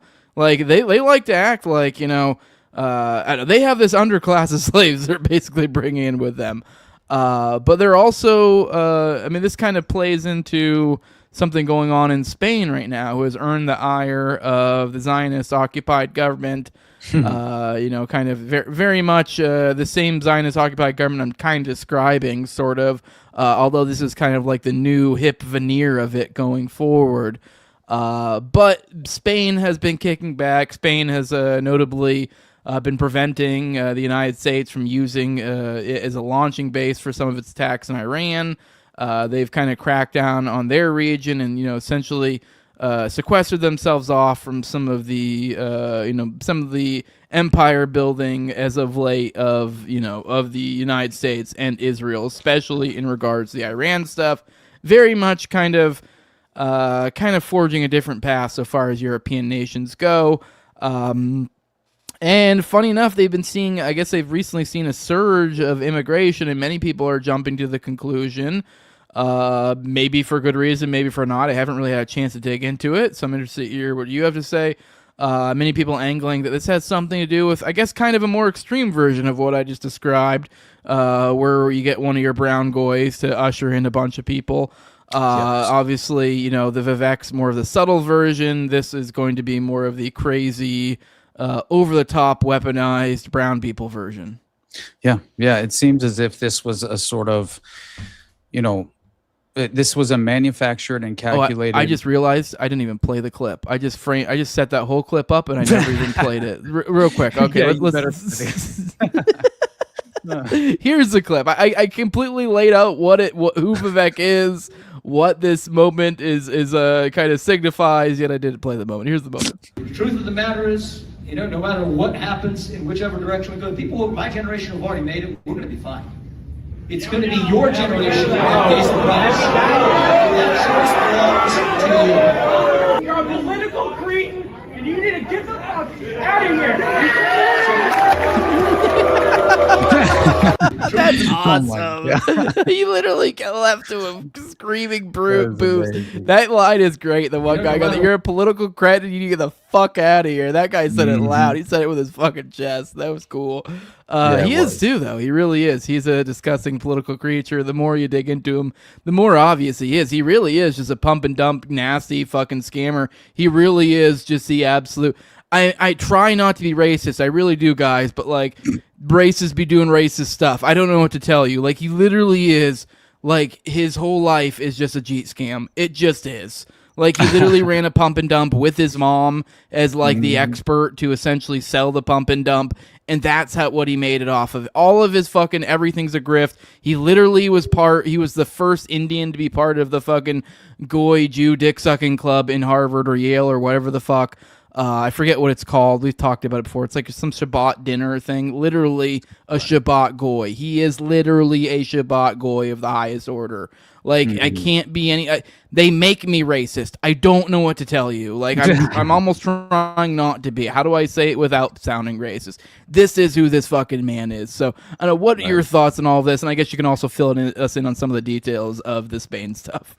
Right, yeah. Well, honestly,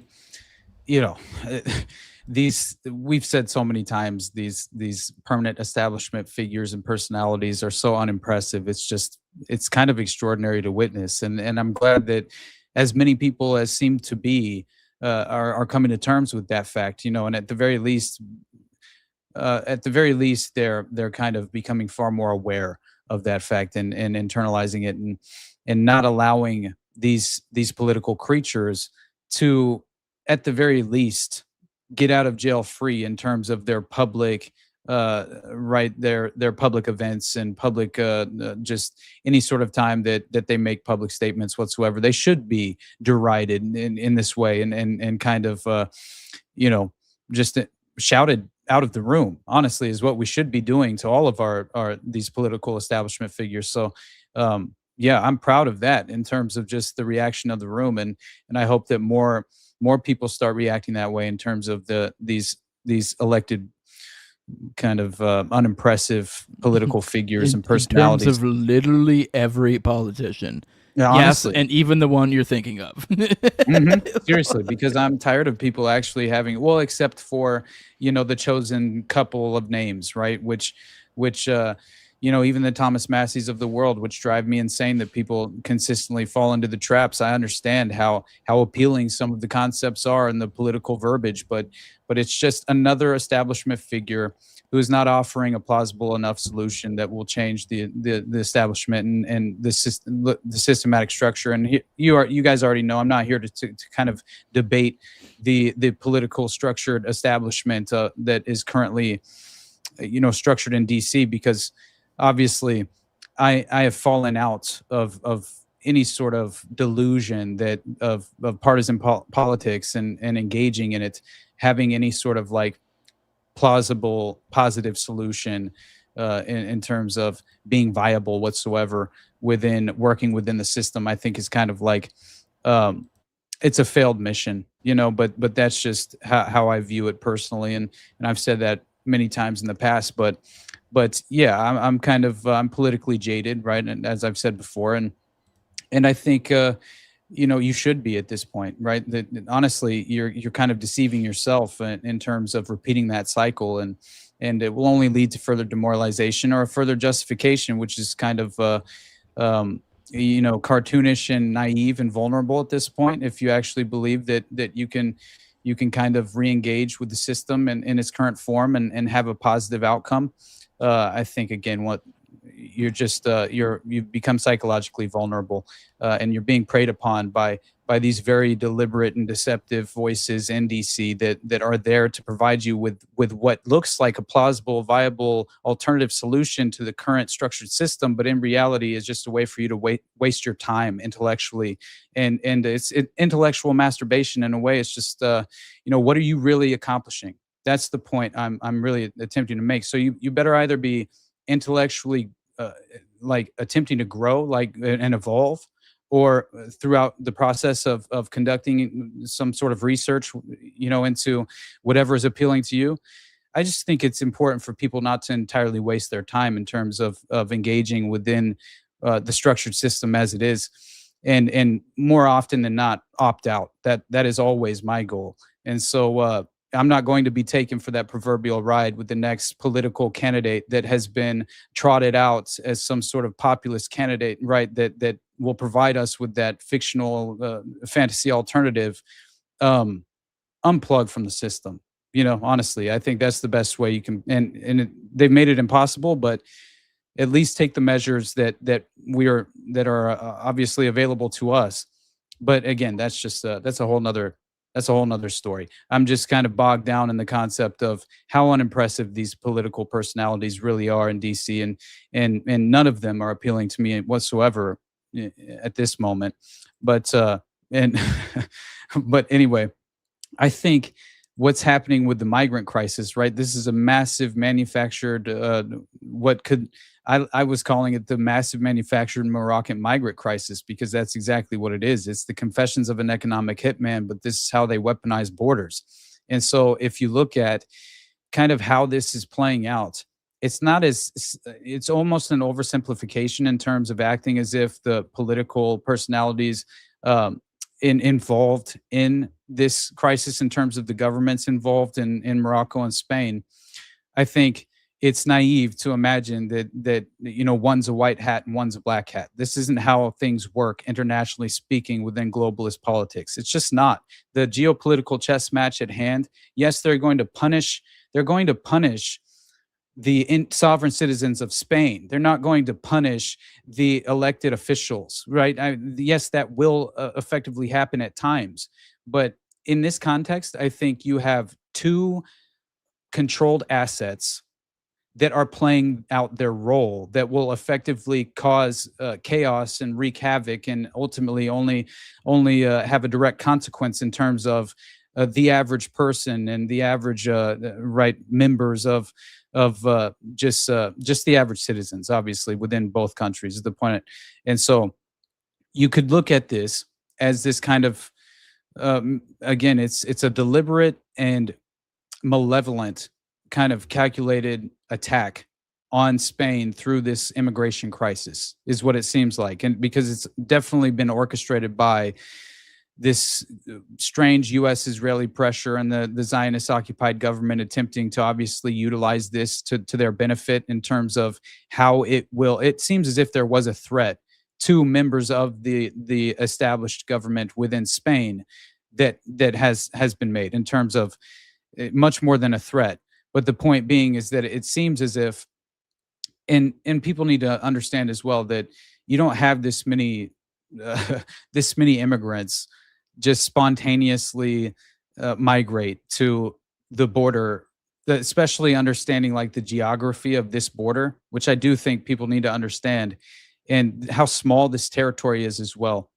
Because again, it's like, it's important for people to know just how this geopolitical conflict is being leveraged to the benefit of the establishment. And I think in terms of specifically understanding the geography, it's basically pronounced Ceuta, I believe, is how it's pronounced, if I remember correctly. It's an autonomous city of Spain, and it's located on the northern coast of Africa, right?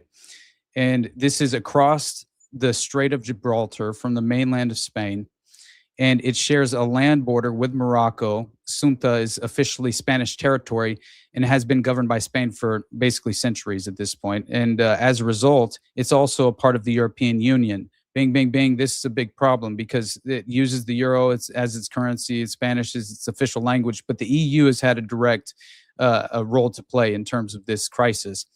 Ceuta occupies a strategically important location at the entrance to the Mediterranean Sea. So once again, the geopolitical nature of how this kind of this is a peninsula, I believe, as well. At one point, is where a lot of the migrant crossing was happening. Which Ceuta is essentially there's one of two Spanish autonomous cities in North Africa. Basically, is Melilla or something like that. Is I don't know. I'm probably butchering the pronunciation, but it's very unique geography, and I think people need to understand that fact as well, because it's made it a very important trade hub and also migration hub, and it's caused it's major border security between Europe and Africa.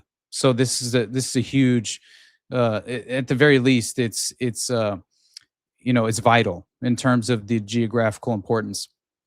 So Morocco claims sovereignty over Ceuta, arguing that the city should be part of Moroccan territory because of its location on the African continent. So the issue has remained this long-standing point of diplomatic disagreement between Morocco and Spain ever since Morocco gained independence in 1956. So that's kind of like the historical precedence of what exactly is playing out in terms of the conflict, beyond the fact that this was obviously manufactured, as I said before, by these kind of NGO constructs, right? And I read this extraordinary article that talks about how Morocco facilitated the migrant crossings into Spain. This is according to Western intelligence, which is basically claiming, which obviously we have to be very skeptical of, was claiming that North African country basically helped 60,000, Morocco helped 60,000 cross into this tiny neighboring territory of Ceuta, Spain. So Morocco allegedly facilitated the sudden influx of 60,000 migrants into the Spanish enclave. And this is essentially a repeat of some sort of punishment policy that they've engaged in the past. And this is what this is a Telegraph article that the headline is "Morocco facilitated migrant crossings into Spain," and basically you have sources going on the record claiming that the surge served as a punishment amid diplomatic frustrations with Spain specifically, and that Moroccan officials were believed to have been frustrated with Pedro Sanchez, the socialist prime minister of Spain, over his pursuit of gas deals with rival Algeria being one specific factor involved. I think it's much more than that. Because Morocco previously funneled like 8,000 people into Ceuta in 2021 following a dispute with Madrid over the sovereignty of the Western Sahara, which preceded a sudden policy change in Spain. So this is insane to me, and especially when Ceuta was basically recently overrun with all of these 60,000 plus 70,000 potentially migrants crossing, families swimming. It wasn't really families. If you look at the footage, it didn't look like families to me. But you have what have been presented as allegedly being families. Now, if you look at there's one specific, I'll pull up this Al Jazeera video because it's kind of interesting. It just shows that these people were in no way families crossing over, it seemed. And another point I saw basically someone make is that how unlikely it really is for this number of migrants to spontaneously storm the Spanish border. It just seems like there has to have been this sort of policy steering NGO organization to help with the coordination. And I think they definitely were utilizing social media to help with this level of coordination, and realizing that, and apparently the Spanish government has a very, they oppose they basically oppose the genocide, the Israeli genocide of the Palestinian people. And so that is something that they've been vocal about in terms of the Spanish government, and especially with Pedro Sanchez. But what's interesting to me is that I believe Pedro Sanchez is a controlled asset.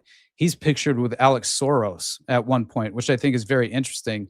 And you have people going on the record claiming that the EU was the main financier of this migrant invasion as well, right? I've seen Rebel News, a bunch of other kind of more independent publications going on the record, trying to claim that essentially many of these migrants were even claiming on video that they were financed directly by the European Union as far as their movements and their migration. And then you have the Red Cross basically being exposed as handing out all of this free food to thousands of these Moroccans that had invaded the Spanish shores. And so it illegally migrated is the point, right?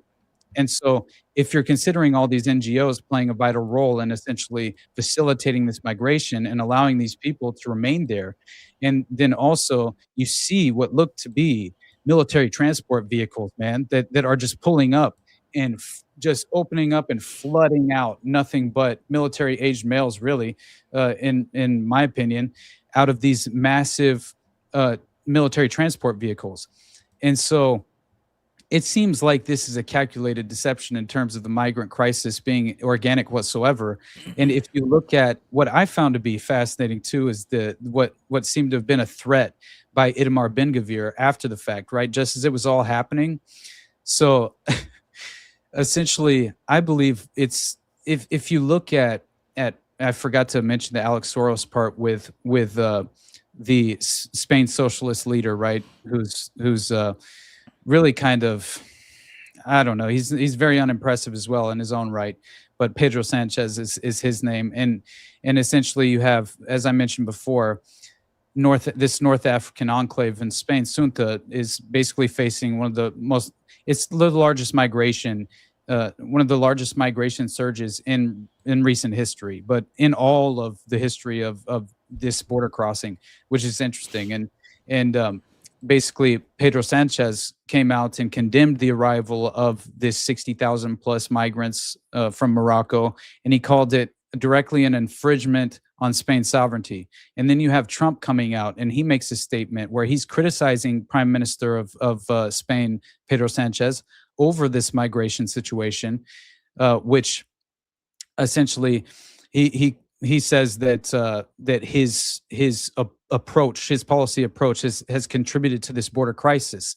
But you know what's interesting is that there seems to be more to that story, right? Is the main point, and important for people to be aware of, because apparently you had like some sort of chaotic change in a Spanish Supreme Court ruling that prohibits authorities from summarily returning migrants who arrive by sea without due process. And this all effectively just happened when and has been alleged to have been a primary trigger for the massive influx, when in reality it seems to have been a staging mechanism to allow this crisis to transpire.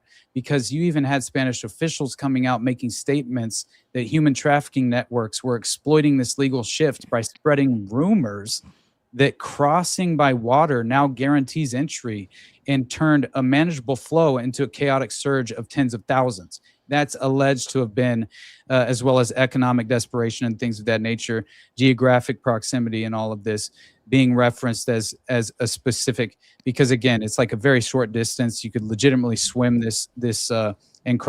cross this land border, but 57 people died or something was the original quote during the breach, as there were like all these crowds that were overwhelming the border defenses, and it was like I believe there was a military, there was an order for essentially, I believe it was Pedro Sanchez basically just called it like a military crisis essentially, and he ordered the Spanish military to respond. And so I saw footage in 2019 of basically Pedro Sanchez meeting with Alex Soros. And whenever I saw this, I saw Alex Soros praising Pedro Sanchez for granting legal status to up to 500,000 undocumented migrants in Spain. This legitimately just happened, right? And so I feel as if, because oh, hey, your buddy Nick Shirley was on the scene. I saw this. This was hilarious to me. So this dude, he's on the scene, glows like the sun, the little controlled asset spook that he is. And he's out here talking to some, I'm sure, an organic and authentic Spanish citizen who's confirming that these illegal migrants are being imported for votes. That's what he's claiming. So his notion, and I don't believe this, I think this is too simple, but it could be, I think it's too oversimplified, but it definitely could be a factor in the layered agenda in regard to this migrant crisis. Because basically, polls came out showing that this liberal prime minister, Pedro Sanchez, was going to potentially lose this upcoming election to the more conservative candidate. And just after this, you have this massive migrant crisis where he essentially goes through the process of granting the legal status for over 500,000 undocumented migrants at one point that got Alex Soros to even give him this sort of praise, right? Lavish him with praise. So it kind of shows that the confessions of an economic hitman playing out in a sort of way. But so that's possible, right? Just in terms of like, imagine importing votes in that way. It's definitely a possibility. I don't believe it was the main priority. And if you've been covering the poly market, the ridiculous poly market,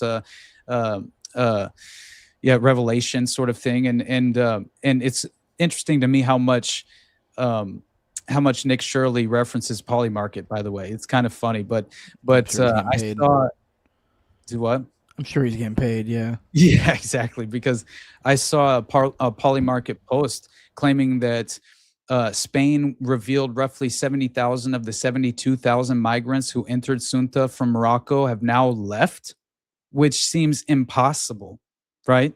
And very unlikely. I would imagine impossible. But at the same time, just understanding that essentially, yes, the Spanish government and definitely the establishment figures in Spain seem to be sort of overtly against and in opposition to the Israeli genocide. So maybe they don't appreciate the kind of how verbal and vocal the administration in Spain has been in terms of opposing the Israeli government and the Israeli state in the current moment with their foreign policy. I believe it was Spain, maybe it was France. But I believe they had threatened, I believe it was Spain. It was a collection of countries. It said something. It was I say threat, but it technically wasn't a threat. It was, we would advise them to be, with their current posture and their position in regards to anti-Semitism, they're inviting and rewarding terrorism, and I wouldn't be surprised if they ended with a problem of terrorism on their shores. And so they've already made this illusion of, let's be real, this mob shakedown veiled threat of we will send terror to your country. Essentially what they've done to all their neighbors. And that's what Itamar Ben-Gvir basically said after this all happened. And by the way, it essentially the context of this is that Morocco is an ally, basically an ally of Israel, and directly in regard to this kind of like security alliance in a way, and they recognize Israel in every way as far as like promoting their policies in a certain sense. And Israel, they basically recognize Morocco's claim over the Western Sahara, which is what I just mentioned to you. Ever since Morocco's independence in 1956, this has been a huge sticking point for who the government administrator should be of this this sovereign little it's very strange, because again, it's like I think it was only 83,000 even live here, right? 83,000 basically live in this area in Ceuta. And so it's like, to even imagine that almost doubling the population of this small area just within the concept of a migrant crisis within a couple of days. It's just a kind of a fascinating, it would be a massive crisis. And beyond that, it seems to have been, Morocco's core security interests is basically a part of, who is the sovereign authority in terms of this specific region and their claim over the Western Sahara. And I believe this is where the dispute for this territory is kind of like effectively over. And so the U.S. and Israel, they gave Morocco disputed Spanish territory as recent as 2020. And this was basically Morocco's reward for recognizing Israel and promoting their policies and becoming involved in the security alliance and a security ally of Israel specifically. So, and I also I mentioned Itamar Ben-Gvir, and he comes out and he says, "My congratulations to the president of the government of Spain, Pedro Sanchez, for his profound commitment to welcoming my immigration and, quote, human diversity." This is a threat he's making, honestly, right? This is what you wanted. As someone who demonstrates great concern for Hamas and the residents of Gaza, I call on you to translate words into actions. Open the doors of Spain and grant refuge to the residents of Gaza who seek to immigrate. This is an excellent opportunity to contribute a little more to Spain's human diversity. So that goes to show, that's kind of tongue in cheek. Like, they're overtly making this sort of statement that, yeah, we obviously kind of controlled this outcome and strategically manifested this migrant crisis in order to punish, Spain and the current regime.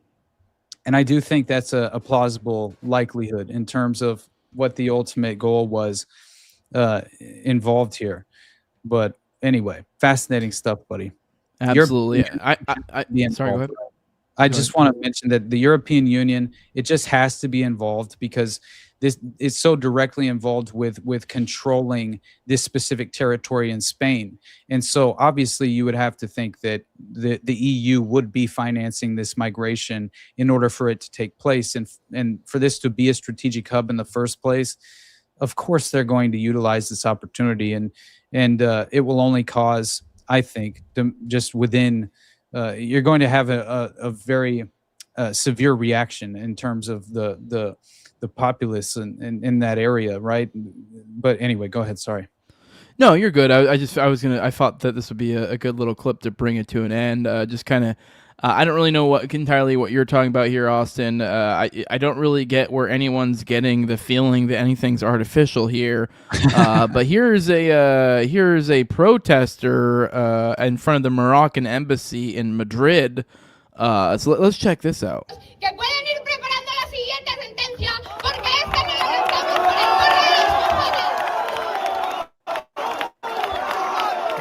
No, damn. that there was a seagull, buddy. Wow, man. I think they got this up covered from all different sides. I have no idea what she said, but I understood that language. Let's bring Beans in here. Let's get one of the call from one of the patrons, and then we'll get out of here. Look at this real quick. This was the Al Jazeera video of that I just wanted to briefly play. It's very, very short. And then yeah, we can basically move on to something else. But I did think this is kind of a visual of how much of this was not at all, in my opinion, these families that were naturally migrating in some authentic, organic way. Very happy to be here. It's been a very tough experience to go from the ocean. It was very tough. The police officers tried to stop us, but our will and our determination, we could came here. I honestly felt like this is an actor. You know what I mean? Like when I saw his little smirk, like it's right after this. It's almost as if, oh, what was my line? Oh, I got the line. I delivered it exactly how you guys taught me to, right? The guy behind the camera will be far more aware. Maybe I'm just extraordinarily paranoid, but I legitimately do believe so much of what we see, especially from prominent publications, is just contrived pageantry that will only appeal to emotion. It's almost the Delphi method taking place in real time.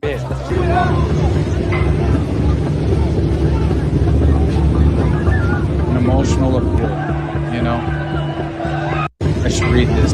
So obviously Spain deployed its military to sweep back thousands of migrants crossing Morocco, as we've been discussing. With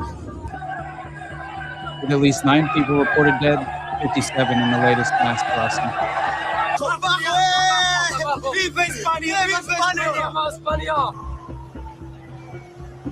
Nearly 2,000 migrants have reached Ceuta in less than 2 weeks. The largest surge since 2021, as I mentioned, was the last time they were allegedly punished in this way.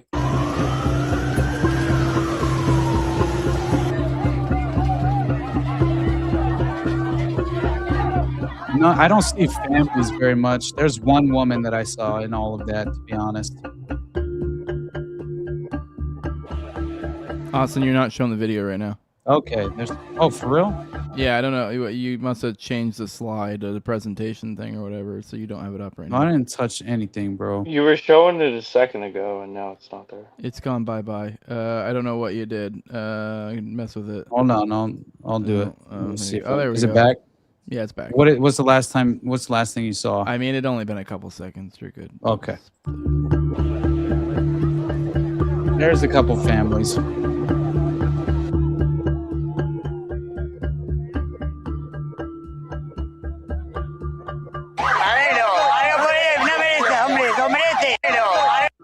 I'll try and translate a little bit, but obviously they're acting as if this is a very sympathetic and emotional appeal. I think this specific segment from Al Jazeera, but they're basically claiming locals in Spain were sympathizing with the migrants who are risking losing their lives through the migration.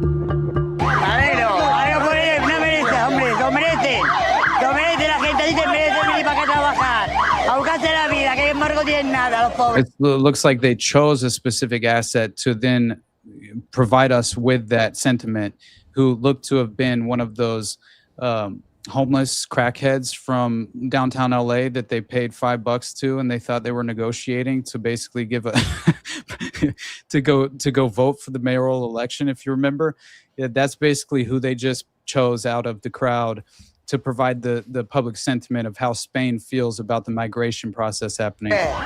Viene aquí a buscarse la vida. Es bonito, es bonito. A ellos les pintan en España que aquí hay futuro, que hay trabajo, y la verdad que sí, pero believe that there's a future here, but there are jobs, and to be fair, después cuando llegan se encuentran con la dura realidad de que no tienen nada y que después la gente los trata como si no fueran nadie. And that people treat them as if they were nobody. So again, a massive emotional appeal. This is the Delphi method at play in terms of how you kind of emotionally trigger the members of the general public to overreact and not see clearly in terms of the inorganic and inauthentic rise of this manufactured migrant crisis is the point. So anyway, I'll leave it at that. I'm sorry about that, guys. Oh, you're good. Beans, what's up, brother? You're on the show. You're the last. Save the best for last. What's up, Beans? What you got for us? Appreciate you guys. On that one note, it's very odd how anytime anything like this happens, no other countries get flooded except for your, main countries that are beefing with Israel. Just weird. There's a really odd factor to it as well. Once you look at what the actual what your neocons were into, like your David Kochs that actually, developed the entire industry of flooding you with immigrants to get you cheaper rates and everything like that. That's just a tried and true process of getting immigrants in. But Jose, I'm sorry, I might keep you longer, but I wanted to dive back into what we were talking about before with the child sex rings when we were getting into, like, you mentioned a whole lot of stuff. I know, Jose, you got to get out of here, so I don't want to keep you I'm too good. long. This is one of the rare times I got a little extra time to burn. Okay. Austin, that was not permission to do 45 minutes, though. Jose, I got to tell you, I was looking for permission, bro. It's still late. I may not have, but I'm still going to, my eyes are still going to feel heavy. I don't have to get in bed as early. It's still late, though.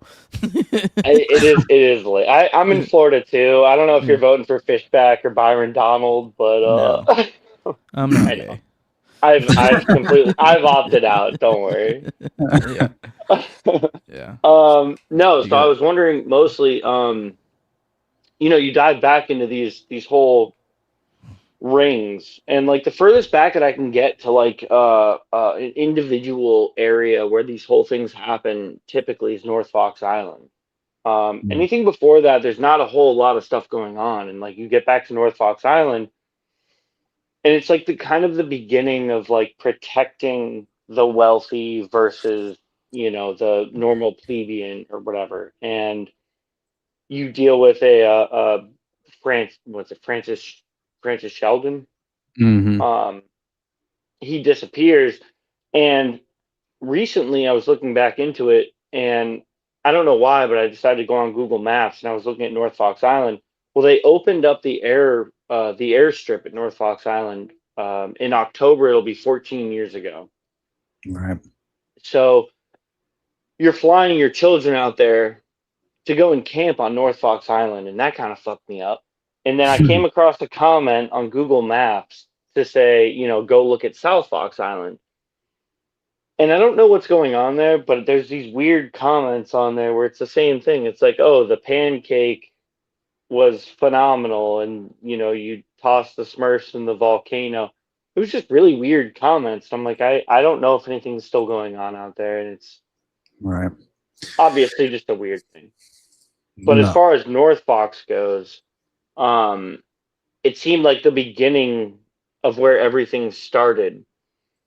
And it seemed like the beginning of where it was like a pressure valve to find out, like, hey, what can we kind of get away with? We tested these people in Michigan. We tested these people in Detroit. We tested these families. And now we're at a point where there's these pressure release valves like a Tucker Carlson, where it's like, oh, yeah, Epstein comes out. You have millions of people that are worried. And it's not like a Tea Party versus a 1% type thing anymore. Right. Now it's everybody's on the same page. So we release the pressure by saying, hey, here's this guy that seems like he's exactly like you. And we're going to kind of just like ease the pressure away because somebody really famous feels the way that you feel. And then you go through Dutroux, and I think they learned a lot from Dutroux. And I think that they applied that to Epstein. And I just kind of wanted to ask you guys, like, I don't even know how to phrase it, but like, where does this go? Like, we're at a point where an entire country has been victimized by these child sex trafficking rings, not just by Epstein, but for the last, 55 years or so. Right. And we're at a point where nobody's ever risen up. Like, at least you had in the Dutroux affair where an entire country rose up for a moment. Michelle Nihul kind of shut it down. But at least there was a moment, kind of like the 1% Tea Party movement. Right. We never had that in America for children. And now you have this other area where, and this is kind of directly related to the Tucker Martyr Made podcast that just came out today, but it's like we killed children to start the Iran war, and forget about just killing children, but like, it's a horrible thing. That should be a horrible offense on its own, but we just had an entire sex pest ring, just nothing. People will go out for George Floyd, but they won't go out for this. Right. It's manufactured. So I kind of wanted to see like what your where do you see this going? I mean, like, is there any hope? Is there anything that comes from this, or? I'll jump in first. I will say, this is actually something I was reflecting on recently, and it was like something I was thinking of because we had Nick Bryan on the show forever ago, me and Austin, and I remember we were talking about a similar sort of question, and this was like very early. I don't think there was any Epstein files really or anything like that yet. And I remember saying something to him along those lines of kind of like the idea of like what we can hope for justice. And I made a point, and I still stand by that point, but I think there's something to what Nick added to it too.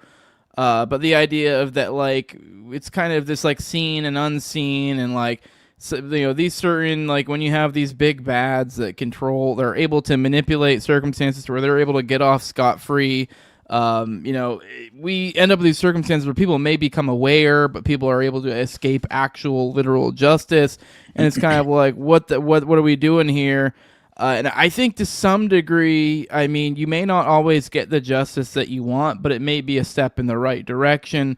And so there's still maybe some sort of, so I think there still is value. A lot of people will kind of almost get doomerish and be like, what are we even doing here? Like, if no one even really, pays any sort of actual price for this.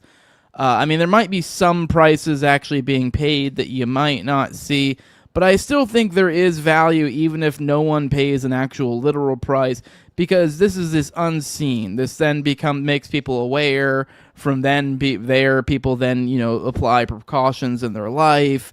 Maybe certain people have to operate in different ways. It's just this unseen thing. So I do think it's better. It's definitely still good, and that is in of itself a positive benefit. It is hard because we always like to see like a literal thing. We like to act like there's something being done, and if you're not seeing that thing being done, it's hard to convince yourself that good things are happening.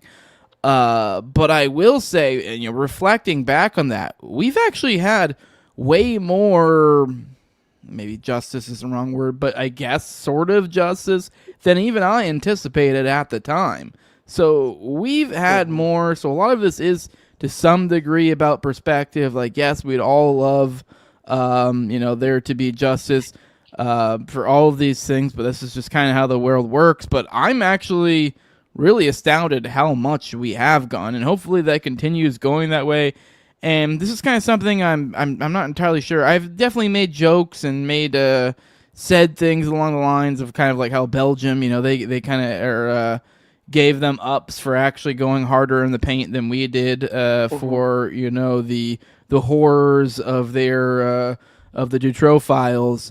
But in some regards, I actually think it's preferable how the United States has reacted. Without getting like into the weeds, but generally speaking, because I know the Belgium stuff got a whole lot more raucous, whole lot more rowdy, but at least from my perspective, it actually looks like there's probably going to be a closer approximation to something resembling some sort of thing, if you squint, approaching justice, as opposed to the Dutroux thing. Like, the Dutroux thing, basically nobody, Dutroux got thrown and got locked up, but he had got hit from some pretty horrid stuff, and he was basically a low life nobody, basically, in regards to the larger chain. But I don't know. I guess it's really just a matter of perspective, and I guess even just reflecting back on that interview with Nick on that, it is just kind of interesting that like how much more than even we expected has actually come. Like, hell, even like the seen and the unseen. And we recently said the death of Daniel Said, who was one of Epstein's guys. Who just, kind of suspicious death. And, like, obviously that's not the sort of justice we'd like. That's them taking care of their own justice. But that's a justice of sorts. That's a warning, at least to some people out there, of the errors of that career field. That's going to steer people away from it. I know it's done by their own hands, and it is in the efforts of mitigating any sort of effects of truth coming out. But, hey, I don't know. It's all about perspective, I guess. And at the end of the day, I do think we've actually gotten a whole lot more than even I anticipated. But even then, obviously, more is better. But I don't know if you got something to add, Beans, or Austin, you can jump in.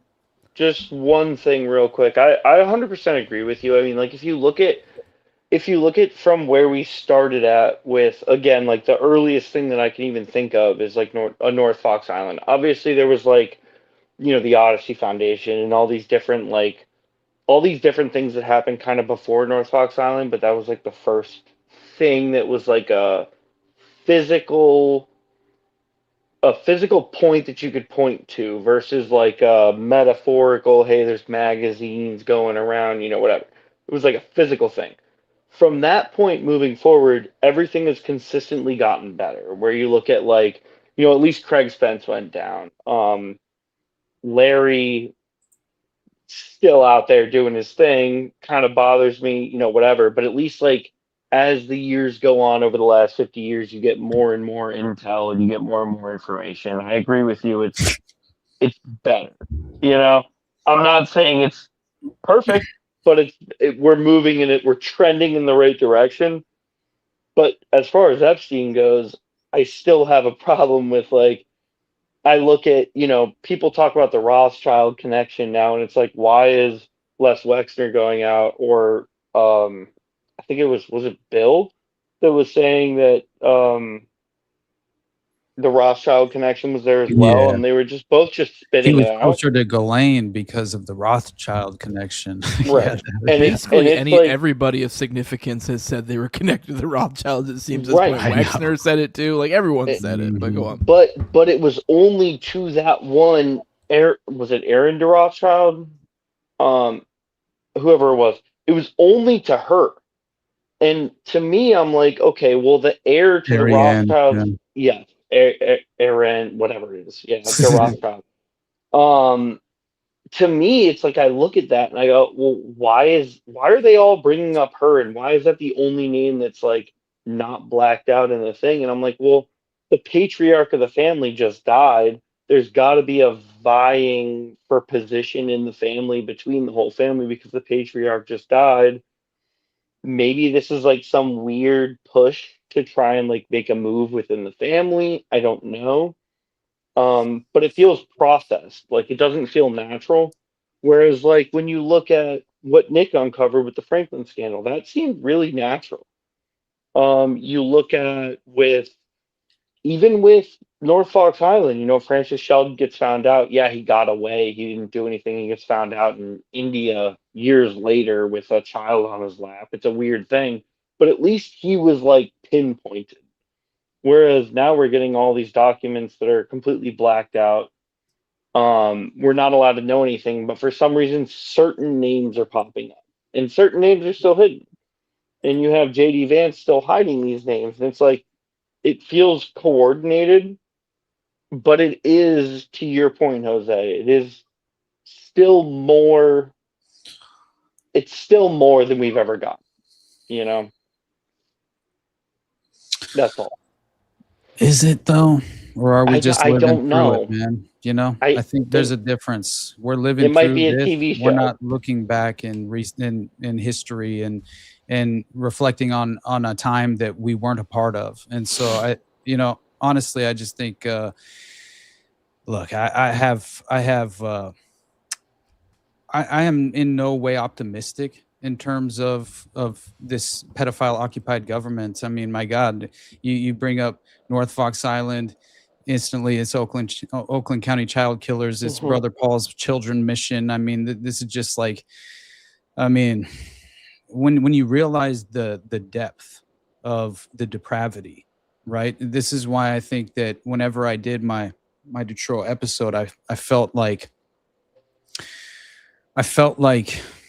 we got a legitimate window and like an evidentiary window of credibility into this sort of ultimate system framework and the way in which this playbook is exploited in terms of intentionally punishing the victims and protecting the predators and facilitating the cover-ups and destroying the evidence. And the very same thing is happening with the Epstein files in real time, and yet we can do nothing about it.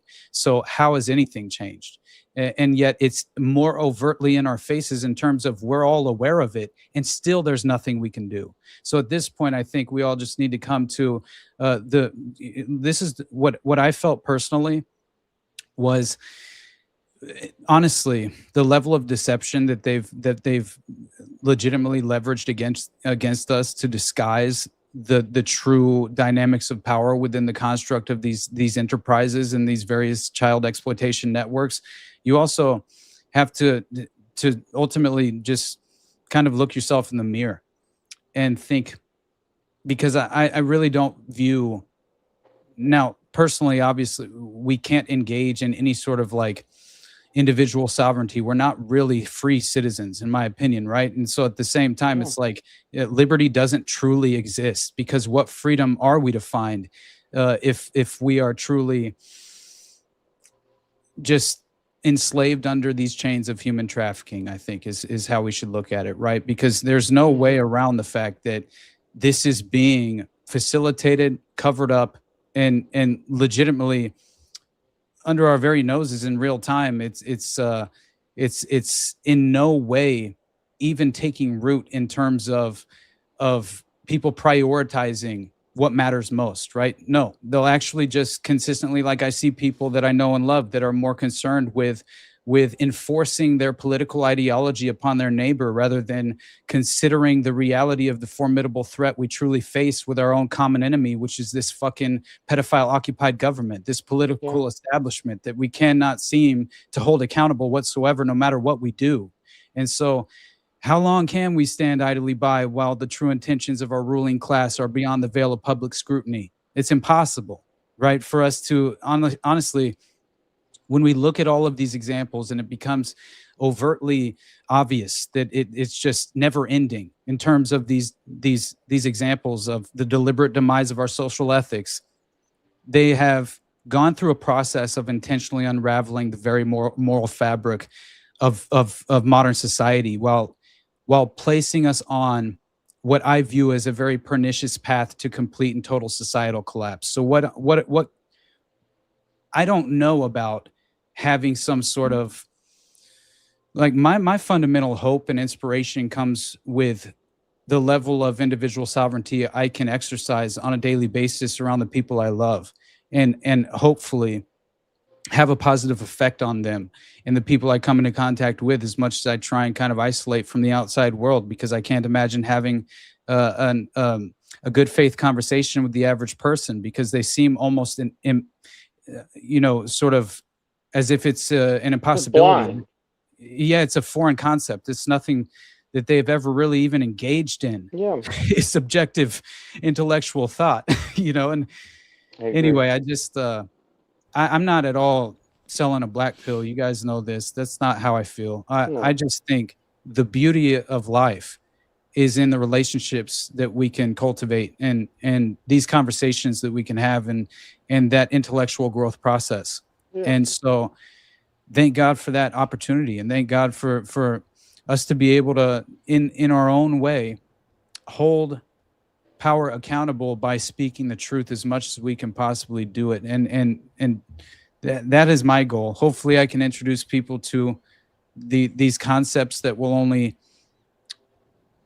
provide them with that moral foundation necessary. Make you think about it. Yeah. Yeah. Well, and I'm sorry, Austin, I just wanted to say, I totally agree. I'll talk to you in the post show. Jose, you look like you're about to go to bed. I appreciate your time, guys. Thank you so much. I have more to add to it, but we'll talk after. And thank you guys so much for having me every week, or however often. But no problem. Appreciate your time, brother. We'll see you here in a few. Although I did want to kind of thread together what you were saying, Austin, there. I think there is something to kind of what you're saying, focusing on what you can change, focusing on those things around you. And obviously, we say that, me and you, while also being very interested in these things and also hoping that things change in regard to those things and hoping for better things. But at the same time, if you do keep that in mind while also having a healthy view of what it is, I know there are real lives and real things happening here, but let's be real. Like, for me, at least, I don't know about you, Austin, but it's definitely far closer to something along the lines of a hobby. Now, it's a hobby I genuinely do like, maybe closer, maybe even somewhat of a job in some regards, because I do make some money off this, but like, I like the idea. It's not my number one priority. If a podcast doesn't do well, this in no way is like affects my like something necessarily innate to me. Like it's like I had a bad day. If there's another child trafficking ring, I'm going to cover it, and I hope there's less of them, but it's not going to destroy my day. At the end of the day, it's going to be the interactions with my children, those around me. It's stuff like that that's going to matter. And so these are the things also you can see improvements much more readily. So you will find yourself losing your mind. So like, obviously, while we do talk about these things and we hope these things get better, we're not at all saying we don't want them to get better, but focusing on these things that we know are probably not going to get better is just a way to drive yourself insane. But obviously we're incredibly interested in these things, but it is a balancing act to have a healthy outlook on it all. But Austin, plugs, and then whatever final thoughts you have there. Oh yeah, brother. Yeah, I agree, man, wholeheartedly. And I just don't allow the demoralization to take root, to legitimately destroy your well-being. And honestly, it's a difficult task, because it is just extraordinarily demoralizing as you're overexposed to this detailed evidence. But if we're truly on the path to, I'm honestly asking the questions. Like, I have no idea how we finally expose and eradicate these sort of depraved patterns of behavior that really inherently perpetuate the very form of the sinister, sadistic form of abuse that we discuss so very often in these unfortunate, detailed, evidentiary, contextualized formats. It's like being granted a window into that credible line of evidence is only going to help reinforce the realistic power paradigm that exists in the current moment. And that's the only way that you can effectively not waste your time by let's just say engaging in nonsensical, again, just sort of intellectual, what inevitably becomes a dead end, right? And it sort of only allows you to re-engage within this current structured system. And in no way are you actually pursuing some sort of alternative solution that will reforge the structured system as it is currently in the moment today. So yeah, just don't fall for that kind of lower frequency, low hanging fruit attempt to pull you and draw you back in and seduce you back into that permanent establishment system that they hope for you to facilitate.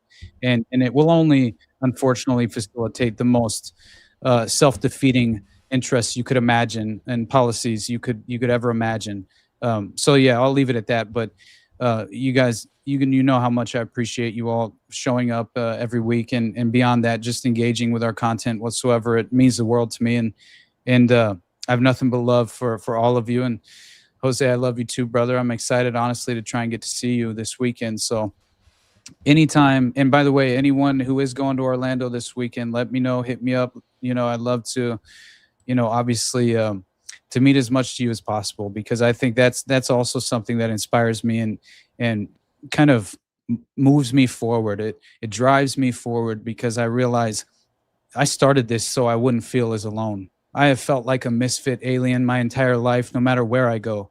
And that doesn't mean that I haven't had success with social interaction or whatever the case may be, right? Like, it's just the fact of the matter is, like, I have always fundamentally, intellectually, and ideologically felt like an outcast.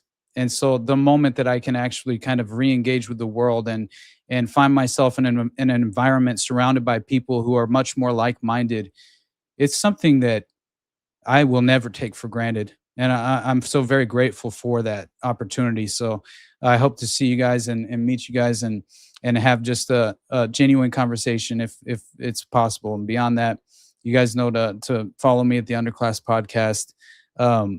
Me, Sam, and Brad have actually taken like a brief hiatus just while Sam's doing his little vacation thing and taking a little time off, which he deserves, if anyone does. And so we'll be getting back after whatever this is here very soon. It won't be too much longer, I would imagine. And beyond that, support me. Best place, the Patreon, patreon.com/the Underclass Podcast.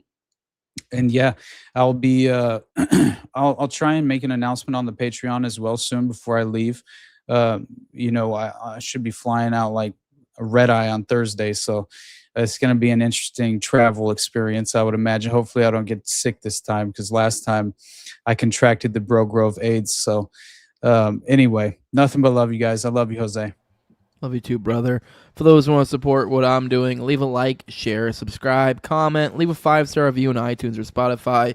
You can find the show on YouTube, Rumble, all the major audio podcatchers, and Twitter as well. On Twitter, that's at Tower Gang Jose.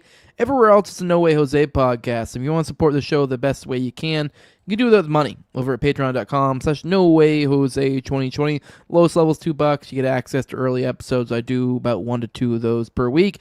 Keep about 3 to 4 of them behind the paywall at a given time. Give you guys access to ad-free RSS feed, the Telegram, and the pre-show, post-show, and video calls on this show right here, Already Dead, which goes out on Tuesdays at 9:30 p.m. Eastern. Also, give a big shout out to the highest level. My Patreon is a big thank you for their support, and my previous co and Tower Gang at Learn Toad, at Abrogate D's, at ZWRCK, at _ Zeal, Tim Tuttle, at John Klebo, a big fan of the show, Torn May, at Wayne Taggis, One Haircut for Kids, No Free Lunch, Jack, Mark Vestibule, Jacob Wintergrad of the Biblical Anarchy Podcast, and John Black, you beautiful bastard, who I'm going to go see here in a couple moments. But with that, guys, we're going to see some of you non-poors over here in the post show. Looking forward to hanging out with you guys. We'll see you guys in the next one. Love you all. Bye-bye.